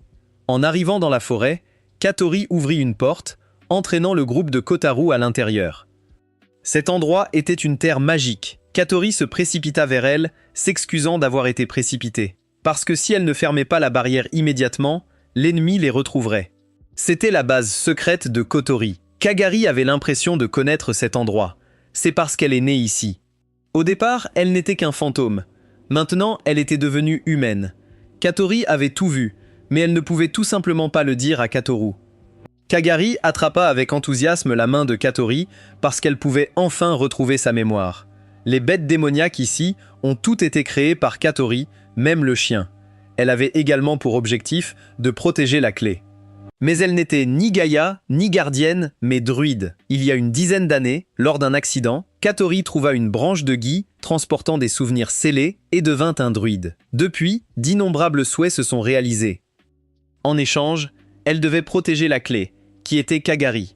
Elle le conduisit à l'arbre où il rencontra Kagari. Lors de l'exploration du club, il a vu Kagari parce qu'elle avait négligemment soulevé la barrière. Sous l'arbre se trouvait l'énergie de la Terre, où la clé était née sous forme humaine.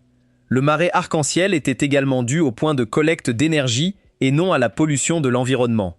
Grâce à cela, Katori pouvait contrôler de nombreuses bêtes démoniaques sans réduire sa durée de vie. Parce que les mages contrôlent les bêtes démoniaques avec leur durée de vie, le sort de la Terre dépendrait désormais de la décision du Ki. Kotori voulait s'excuser de l'avoir entraîné là-dedans. Kotaru secoua le front parce qu'ils étaient des amis proches. Dans le passé, il lui avait avoué, mais avait été rejeté. Elle le gronda pour sa stupidité, alors que ses larmes étaient déjà tombées sans le savoir. Kigari leva les yeux vers la galaxie. La petite fille entendit une chanson. C'était une chanson de Gaïa. Récemment, on l'avait tellement chantée que cela donnait mal à la tête à Akane. Utori détestait aussi cette chanson. À partir de ce moment-là, les choses allaient devenir tendues. Chacun avait son propre schéma. Sayaka avait trouvé l'emplacement de Katori et brisé la barrière. Kotaru s'était mentalement préparé à le combattre. Il a juste fait semblant d'être poli et a proposé d'être le serviteur de Kugari. Les deux esprits féeriques ont été pendus à un arbre pour trahison, et Sayaka a commenté que la barrière de Kotori pouvait être facilement brisée. Il a été envoyé ici par Akane avec pour mission de surveiller Kotaru et toutes les activités autour de lui. Il était inquiet de laisser Utori derrière lui. Utori le rassura en lui disant qu'elle pouvait soulever doucement une chaise entière. Pour le bénéfice d'Utori, il ne pouvait pas surveiller Kotaru trop ouvertement et ne pouvait jouer qu'un rôle de soutien. Kotaru voulait qu'il l'entraîne. Il a accepté cette demande. Mais il a d'abord dû attendre qu'il ait fini le ménage. Alors il cuisinait, faisait la vaisselle, nettoyait la maison et étendait le linge impeccablement. Sa méthode d'entraînement consistait simplement à laisser Kotaru se faire tabasser. Kotori était assis, tranquille. Kagari l'a appelé en se demandant ce que faisait Kotaru. Kotori a dit qu'il s'entraînait pour Kagari. Alors Kagari est monté seul avec le chien pour une promenade. Elle se promena en explorant tous les coins et recoins, puis vint regarder Kotaru s'entraîner. Après avoir été réduite en bouillie, Kotaru a été invité par Kagari à prendre du thé préparé par ses propres mains. Même si c'était terrible, Sayaka ne pouvait pas le boire. Il a donc proposé d'inviter Kagari à prendre un café préparé de ses propres mains. Contrairement à son fantasme, elle a critiqué son café comme étant terrible, lui brisant le cœur. Puis, la formation s'est poursuivie. La nuit, toute la forêt s'illuminait de lumières scintillantes. Le groupe de Sayaka s'est juste reposé pendant un moment, puis est retourné s'entraîner. Le lendemain matin, Sayaka prépara encore du nouveau café, recevant toujours de sévères critiques de la part de Kagari. Katori a annoncé qu'ils étaient à court de provisions de nourriture, car au départ, elle pensait que seules elle et Kagari seraient là. Ils ont dû sortir pour acheter davantage de nourriture. Kagari s'est porté volontaire pour y aller, parce que c'était très ennuyeux ici et que le café de Sayaka était horrible, lui brisant le cœur une fois de plus. Katori ne voulait pas laisser Kagari sortir. Sayaka s'est porté volontaire pour être son garde du corps. Comme c'était aujourd'hui le début de la fête des récoltes, les deux organisations n'ont pas pu tout surveiller de près. La fête était très animée, même s'il y avait encore des ennemis dans la rue. Les courses terminées, Sayaka suggéra de les emmener rencontrer une personne mystérieuse. Kotaru entra dans la pièce. Tout était nostalgique, comme la première fois qu'il avait rencontré Akane. Sauf que cette fois, elle n'occupait plus le poste de présidente du Supernatural Club, mais était la sainte de la prochaine génération de la Martel Corporation. À l'extérieur, la société était une agence de protection de l'environnement. Mais en réalité, il s'agissait d'une organisation menant des guerres sanglantes visant la clé. L'origine du pouvoir mystérieux du président était Gaïa. Akane se demandait pourquoi l'incarnation de cette planète prendrait la forme humaine ordinaire comme Kagari. Kagari ne savait rien. La petite fille essayait juste de se retrouver. Akane ravala sa frustration et les larmes coulèrent. Kugari plaça une canette de café dans sa main. Louant le fait que les humains avaient créé des choses très merveilleuses, voyant que des choses simples plaisaient également, Akane éclata de rire. Akane a sorti le questionnaire de sa première rencontre avec Kotaru. Elle ferait tout ce qu'elle pouvait, car le temps qu'elle passait avec tout le monde était merveilleux. Elle a dit au revoir, ce serait la dernière fois qu'ils se rencontreraient. Kotaro lui rappela qu'elle avait oublié quelque chose d'important, qui était de le laisser toucher sa poitrine. Akane le regardait avec des yeux méprisants. La situation était tellement tendue qu'il ne pouvait penser qu'à des choses perverses. Voyant Kagari poser des questions au hasard, Kotaro a attiré la petite fille dehors puis a verrouillé la porte. Alors qu'il ne restait plus que 2 d'entre eux, il pressa Akane contre le mur.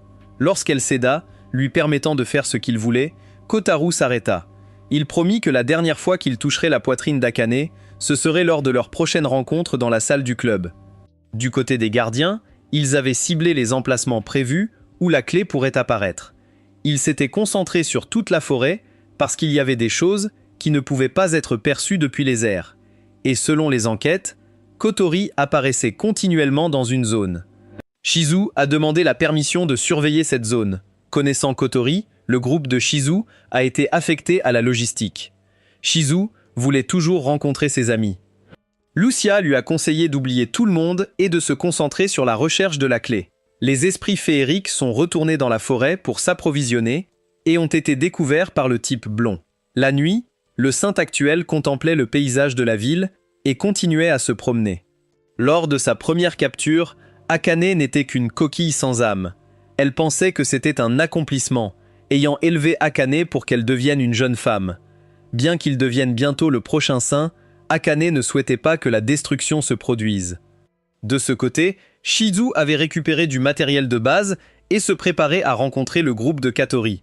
Lucia a arrêté la petite fille, mais elle s'est obstinée à monter sur son vélo et est partie. Lucia dégaina son épée, la pointant directement sur son visage, disant qu'elle s'occuperait de cette affaire à la place de Shizu. Elle a garanti qu'elle reviendrait saine et sauve.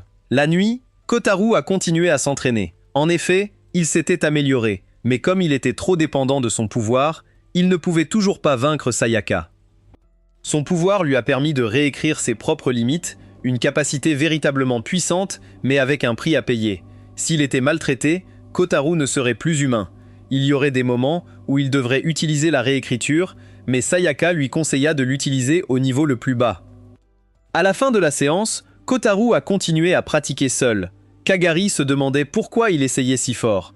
Kotaro ne le savait pas non plus, probablement pour protéger Kagari. Elle se demandait s'il l'aimait. En effet, Kotaro essayait pour Kagari, mais il le faisait aussi pour ses amis du club.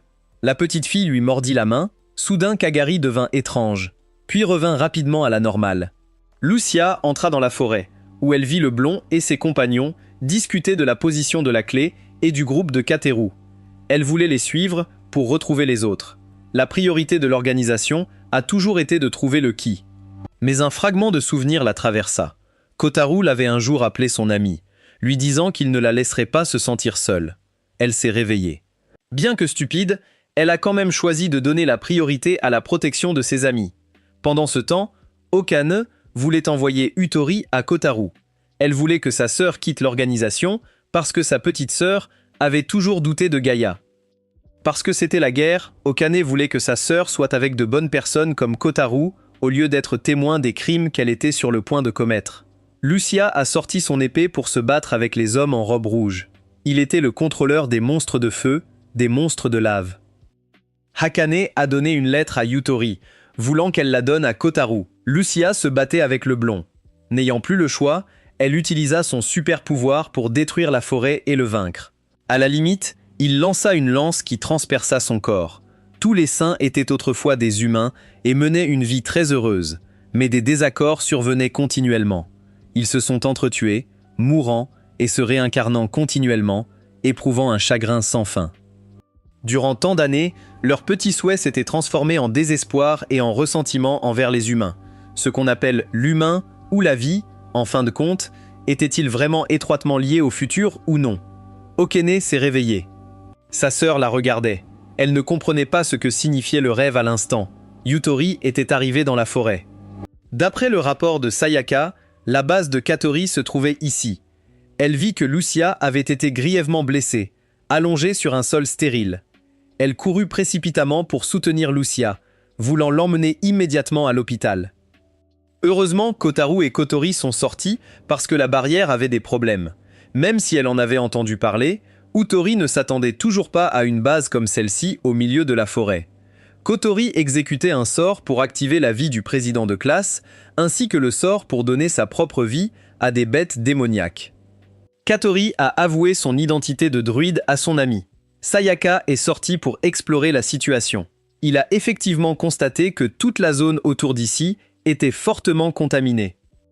Grâce au sort de guérison de Katori et au ruban rouge de Kagari, Lucia retrouva peu à peu sa vitalité. Elle avait encore besoin de repos car elle avait perdu une grande quantité de sang. Kotaru serra Kagari dans ses bras, remerciant la petite fille de l'avoir aidé à sauver Lucia. Kagari a utilisé le ruban pour le gifler plusieurs fois. Elle était bouleversée parce qu'il se comportait comme s'il était proche d'elle. Lucia se réveilla progressivement. Elle ne s'attendait pas à ce que la clé existe, même si elle pouvait la voir. En effet, il ne faut pas croire les rumeurs. Elle a remercié tout le monde de l'avoir sauvée. Maintenant, elle pouvait parler normalement. Kagari se demandait qui était Lucia. Lucia voulait avouer qu'elle était l'ennemie de Kagari. Une gardienne intervint rapidement Kotori, disant qu'ils étaient amis, des gens du club surnaturel. En voyant cela, Lucia pleura des larmes de bonheur. Sayaka est revenu pour rapporter les résultats de son enquête. Désormais, il devait être plus prudent, et l'entraînement de Kotaru allait devenir de plus en plus difficile. Tout le monde semblait revenir aux temps heureux d'autrefois. Seule Akane resta seule. Elle était très heureuse pour sa sœur qui a pu revoir tout le monde. Les souvenirs de la sainte de la génération précédente lui étaient progressivement transférés. Alors que cette sainte se perdait, un appel téléphonique arriva, annonçant que la sainte Akane de la génération précédente était tombée malade. Du côté de Shizu, le professeur principal était venu s'enquérir de la situation de Lucia. La petite fille a menti en disant qu'elle ne savait pas. Kotori accumulait plus de puissance de combat pour la bataille à venir. Elle a commencé le processus de création de bêtes démoniaques. Du côté d'Akane, la sainte dame était dans un état critique. Avec des yeux sans âme, elle sortit de la chambre du malade. Le blond était là depuis longtemps, se moquant de la façon dont ses amis la laissaient seule. J'ai tout étudié très attentivement, parce qu'il pensait qu'il était différent de l'espèce humaine venant d'un pays sans sentiment de crise. Akane a demandé quel était son but en venant ici. Il ne comprenait pas ce qu'Akane avait l'intention de faire avec la clé. Mais il l'a prévenu que si elle touchait sa proie, même si elle était Gaïa, il la traquerait quand même. Cela dit, il cracha une gorgée de sang. Akane savait qu'il avait été empoisonné, alors elle lui a suggéré de se joindre à elle. Elle lui donnerait un tout nouveau pouvoir. Elle le conduisit devant la force de combat la plus puissante de Gaïa, un dragon terrestre. Sous condition, elle le lui donnerait. Mais cela consumerait continuellement sa vie. La condition d'Akane était simplement de ne pas tuer la clé, de se sacrifier pour la protéger. À part la clé, il pouvait faire autre chose. Il rit d'un air maniaque. Ce matin, tout s'est passé comme d'habitude. Katori s'est dit préoccupé par le fait que les terres de cette zone avaient été complètement contaminées, ce qui rendait difficile la création de bêtes démoniaques. Lucia a admis que c'était de sa faute. Voyant Lucia s'inquiéter, Kagari partagea avec elle son café préféré. Lucia a refusé, lui faisant perdre l'équilibre et tomber, du café éclaboussant partout. Kagari pensait que c'était un tel gâchis, alors elle se lécha le visage. Puis ils s'en allèrent dans la forêt. Utore portait Lucia comme une princesse. Les filles se détendirent, se baignant dans le ruisseau. Lucia n'enlevait toujours pas ses gants, même en se baignant.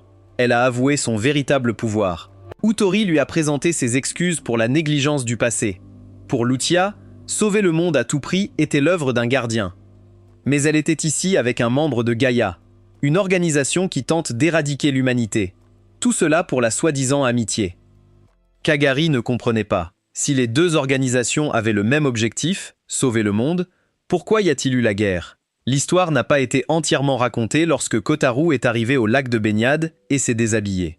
Les filles l'ont traité de pervers et Kugari a utilisé le ruban pour le lier étroitement, puis l'a jeté dans la forêt. Juste après le bain, tout le monde s'est assis pour boire du café. L'histoire a continué. Le but de Gaïa était de protéger le monde en détruisant les humains, tandis que le but du gardien était de protéger le monde humain qui avait été construit. Les deux organisations étaient donc ennemies. Les druides comme Katori existaient pour protéger le Ki jusqu'à ce qu'il rende son jugement, quel que soit le jugement qu'il portait. Kotaru pensait que chaque côté était extrême, tandis que Ki Kagari savourait toujours délicieusement son café. Kotaro a demandé plus loin que feraient les deux organisations avec le ki. Gaïa garderait la clé en sécurité jusqu'à ce qu'il sache ce qui arriverait avec le salut qu'elle apporterait. Alors que les gardiens élimineraient la clé s'il n'y avait aucune garantie qu'elle apporterait des bénéfices à l'humanité. Kugari était fière parce qu'elle était un personnage important. Lucy rit. Elle n'avait plus l'intention de faire du mal à Kagari car elle ne pouvait pas tuer la personne qui l'avait sauvée. Kagari ne comprenait pas pourquoi les humains ne pouvaient pas résoudre les conflits par la conversation. Les guerres d'autrefois n'avaient aucun sens. La nuit, les filles mangeaient jusqu'à ce que leur estomac soit plein. Kotaro s'est réveillé à cause des mots qu'Akane avait prononcés auparavant. Il alla voir Kagari et lui demanda si les humains étaient si inutiles sur Terre. Elle trouvait les humains très stupides, mais aussi très mignons. Elle voulait profiter des beaux souvenirs. Mais ensuite, elle s'est à nouveau évanouie. Le dernier jour de la fête des vendanges, le blond s'était préparé à jouer avec son équipe. Akane perdait progressivement le contrôle d'elle-même. Du côté des gardiens, ils étaient également épuisés par les patrouilles du festival. Ils ont dû organiser une réunion d'urgence car ils avaient perdu le contact avec les équipes de patrouilles forestières. Ils ont deviné que la clé était apparue, alors ils se sont préparés à envoyer une équipe de guerriers super puissants. Shizu reconnut rapidement cet endroit. C'est là que le groupe de Kotaro vivait des moments paisibles avant la tempête. À Gaïa, le chant de la destruction avait été élevé et Kagari chantait inconsciemment. La blonde Gaïa détruisait la forêt. Voyant la mauvaise humeur de Kotaro, Sayaka a mis fin à la séance d'entraînement plus tôt. Il patrouillerait dans la forêt. Kotaro a pensé à aller à la fête des récoltes pour changer d'humeur. Les deux filles ont refusé de le laisser partir. Kotaro a peint la vision d'un jour où ils seraient à nouveau paisibles et où ils assisteraient au festival ensemble en tant qu'amis proches.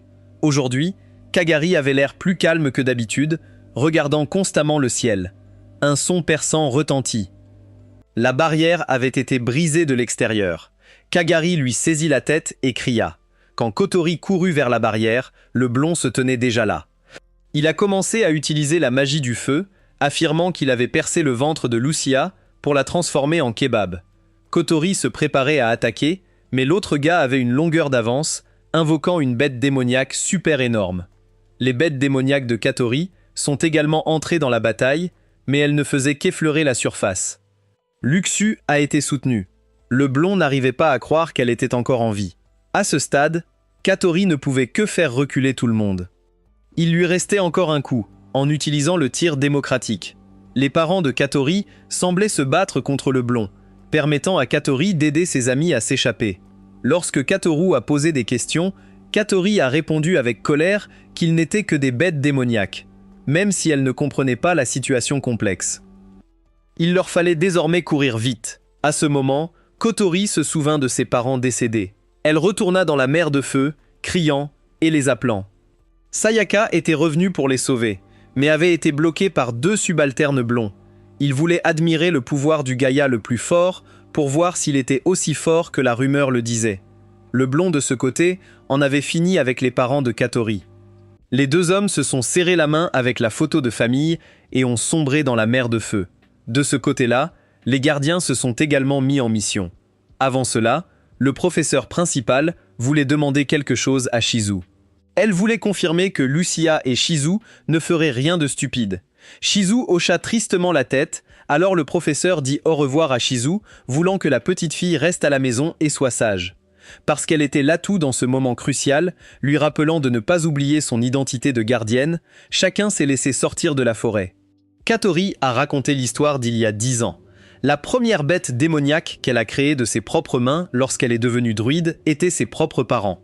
Ils pouvaient bouger et parler, mais ce n'était que des réponses neuronales datant de leur vivant. Ce n'étaient que des accessoires utilisés jusqu'à la toute fin d'une manière très pratique. En voyant Katori devenir folle comme ça, tout le monde était très inquiet. Katoru s'est excusé, car malgré avoir été à ses côtés pendant si longtemps, il n'avait rien remarqué d'inhabituel et ne se souvenait de rien de ce qui s'était passé il y a 10 ans. Katori sentait qu'il n'avait pas besoin de s'excuser auprès d'elle. Le feu du blond approchait. Heureusement, tout le monde était en sécurité. Kotaro poussa Kugari à ses côtés, disant à tout le monde de courir devant en premier, le laissant rester derrière pour s'occuper du gars, promettant de rencontrer tout le monde plus tard. Le blond louait son noble sacrifice, tellement touché qu'il en avait envie de vomir. Kotaru l'a averti de ne pas toucher Kagari. Mais Kagari n'était pas la cible. Celui qu'il voulait tuer n'était que Kotaru. Il voulait détruire tout le monde. Les deux hommes se précipitèrent au combat. La différence de puissance était si grande que Kotaru était continuellement battu. Les deux esprits féeriques se demandaient comment ils pouvaient survivre tout en contrôlant deux grandes bêtes démoniaques à la fois. Bien qu'il soit constamment battu, Kotaru a quand même réussi à se relever, parce que ce n'était rien comparé à l'entraînement diabolique de Sayaka. Il a utilisé ses griffes pour entailler la poitrine du blond. Le blond l'a insulté comme un gamin. Des renforts des gardiens étaient arrivés. C'étaient les oncles du pub que Kotaru avait visité l'autre jour. En voyant la clé Kagari, ils identifièrent rapidement la cible. Kadaru se tenait devant la petite fille pour la protéger. Le type blond monta une bête démoniaque, disant qu'il les retiendrait pour que Kadaru puisse emmener Kagari. Kadaru était très perplexe, tandis que l'autre gars se contentait de grogner en disant qu'il n'aurait pas dû promettre à Akane. Puis il se précipita pour combattre les gardiens, tandis que Kotaru en profitait pour s'échapper. Les deux camps se sont affrontés. Le blond avait atteint ses limites. Il a évoqué son passé avec ses frères et une petite amie qui plaisantait souvent avec lui. Puis cette petite amie a été abattue par l'armée et il n'a rien pu faire. Il voulait assister au moment de la destruction de ce maudit monde. Des rapports indiquant que la clé s'était échappée avaient été envoyés aux gardiens. Tout en conduisant Kagari à s'échapper, Kotaru n'arrêtait pas de penser aux paroles du blond. Si Kagari vivait, elle détruirait le monde. Il a demandé à Kagari ce qu'était réellement le salut. À cause de sa précipitation, il trébucha et tomba. Les gardiens l'avaient rattrapé. Heureusement, cette personne était Shizu. Elle est venue soigner Kotaru parce qu'elle était également membre du Supernatural Research Club. Kotaru s'est réveillé sous un arbre. Ses amis l'entouraient tous. Ses blessures avaient également été soignées. Pour le moment, ils étaient en sécurité ici. Dans une installation de Gaïa appelée Stone Research, un nouveau monde avait été créé en utilisant la technologie de Gaïa, actuellement utilisée comme réserve de bêtes démoniaques. Cependant, Kagari avait montré des comportements étranges depuis ce matin. Le chant de la destruction était toujours entonné. Akane est venue demander à la Sainte pourquoi elle insistait pour détruire les humains. À travers de nombreuses générations, l'âme et les souvenirs du saint ont été transmis aux successeurs.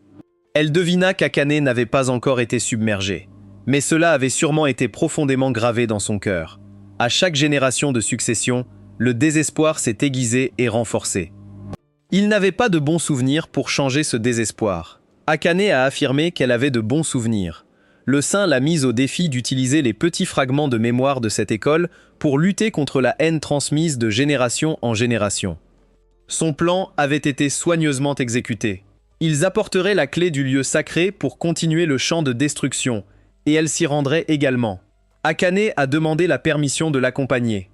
Tout le monde jouait toujours très joyeusement. Si seulement le président Akane était là aussi. Kotaru a rappelé Kagari, qui rêvait toujours, la taquinant parce qu'elle n'avait plus de café.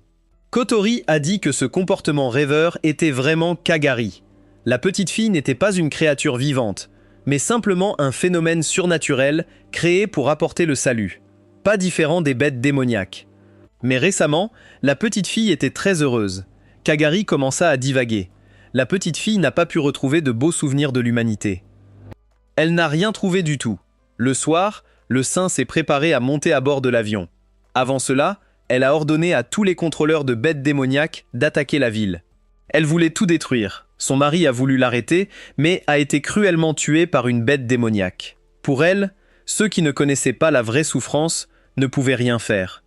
Elle retira son tube respiratoire, levant la main pour invoquer la clé. Kagari a crié. La petite fille était entraînée dans une certaine entité. Utori reconnut la chanson familière. Tout a progressivement changé. Kotaru s'est rendu compte qu'ils se tenaient sous un arbre géant. Quelqu'un les avait rappelés de la ville de pierre à Kazumetsuri. Des bêtes démoniaques sont apparues, attaquant les humains. La forêt s'étendait. Kagari se tenait au milieu de cette scène chaotique. Selon le saint, le moment du salut était arrivé. Elle priait pour que les humains n'aient pas une fin heureuse. La ville est devenue désolée, parce que Gaïa avait utilisé le chant de la destruction pour invoquer le sauveur. S'il voulait sauver l'humanité, Kotaru devait tuer la clé. Kotaru portait maintenant Kagari dans les escaliers, tandis que les gens à l'extérieur s'entretuaient. La sainte de la génération précédente et son assistante étaient mortes. Eikain est devenu le saint successeur. Ce jour-là, l'humanité a entendu le chant de la destruction jouant le dernier mouvement du monde. Sur le toit, Kagari dormait toujours profondément. Kagari l'a réveillé. Tout le monde avait été séparé. Une bête démoniaque géante s'éleva, rappelant à Kagari Sayaka. Il commença à se souvenir de ses paroles, à savoir qu'un jour viendrait où il devrait utiliser la réécriture. Il ne pouvait pas comprendre ce qu'il était. Kagari s'était réveillée, demandant d'un air somnolent où était son café du matin. Elle n'entendait plus cette musique douloureuse. Le chant de destruction s'était arrêté. Kadaru serra Kagari dans ses bras. Il se sentait chanceux de l'avoir rencontré à nouveau. L'oncle antiquaire avait atteint le toit, visant directement la clé Kagari. Kataru avait quelque peu deviné son identité, ainsi que ce qu'il s'apprêtait à faire. Ici, il mettrait fin à la clé. Kataru ne laisserait pas cela arriver. Il le combattrait jusqu'au bout. Il était trop naïf. Contre un ennemi aussi puissant, peu importe le nombre de niveaux qu'il augmenterait, cela ne servirait à rien. Il a décidé de réécrire jusqu'à ce qu'il réussisse. Sayaka s'est transformé en bête démoniaque pour sauver Utori. Le gardien tenait fermement son arme, s'excusant auprès de Dieu. Une vie vécue était en effet pleine de péchés. S'il pouvait vivre dans un autre monde, il souhaiterait n'avoir qu'à préparer de bons ramen. Kadaru, là-haut, se battait toujours avec son oncle. Ses attaques étaient très prévisibles. L'oncle s'est lacéré la poitrine. Il a réécrit l'endurance de son corps, arrêtant rapidement le saignement. L'oncle vit qu'il avait réécrit au point de ne plus être humain. Il leva son épée, se préparant à le couper en deux. Le corps de Kotaru ne lui obéissait plus. Au moment critique, Shizu est montée à moto pour venir à la rescousse. Elle a jeté l'oncle dans une église. Elle lui a confirmé qu'elle n'avait plus aucun regret, puis a sorti son arme, se préparant à se battre. Kotaru avait utilisé trop de force. Maintenant, son corps faisait pousser des arbres. Kotori s'est excusé de l'avoir entraîné là-dedans. Kagari comprenait pourquoi elle était toujours attirée par Kotaru. Elle devina que c'était dû à Kotori.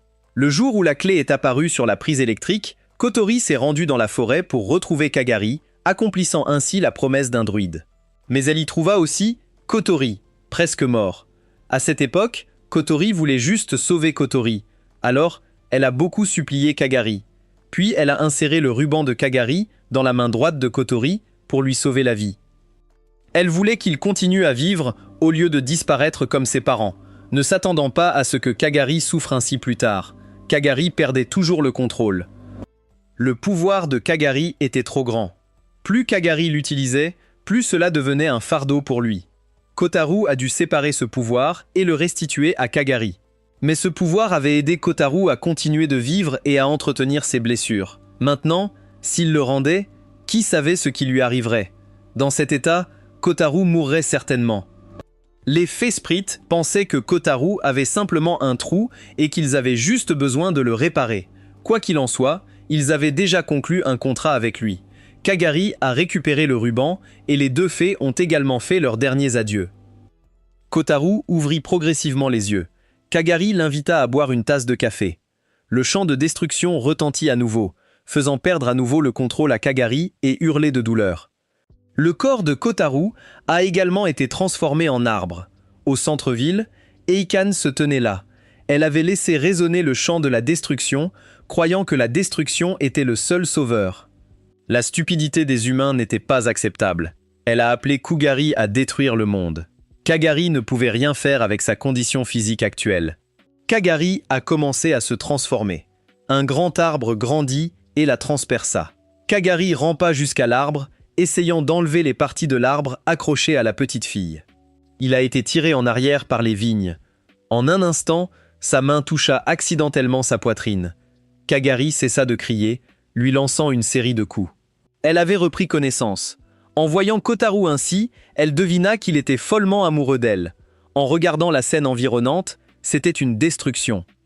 Peut-être que Kagari devait porter un jugement menant à la conclusion. Kagari a rappelé les souvenirs heureux avec ce monde et ses amis, puis a demandé à Kotaru s'il le sauverait. Pour elle désormais, mourir aux mains de Kotaru ne lui laisserait aucun regret. Elle ferma paisiblement les yeux, voulant en finir. Kotaru la serra fort dans ses bras. Il ne pouvait pas faire ça. Il l'a réprimandée parce qu'elle était stupide. Il était très inquiet pour elle. Parmi d'innombrables personnes dans le monde, Kagari ne pouvait pas comprendre pourquoi Kotaro était un idiot aussi désespéré. Voyant cela, Kotori se détourna et partit. Shizu rencontra à nouveau Lucia. Les deux disparurent ensemble dans le néant. Avant sa mort, Shizu appelait encore son père et sa mère, souhaitant manger du koutla avec toute la famille. Akane, là-haut, riait de façon maniaque parce que le monde était fini. Tout le monde avait disparu. Sa sœur lui saisit la main, ce qui lui fit retrouver son esprit, puis ils disparurent ensemble. Kutori a soutenu Sayaka dans le dernier moment. Même Kutori, où tout le monde, a disparu. Seuls Kotaro et Kagari sont restés. Il ne savait pas si avec un peu plus de temps, il aurait pu faire mieux. Puis, il fusionna dans l'arbre géant avec Kagari.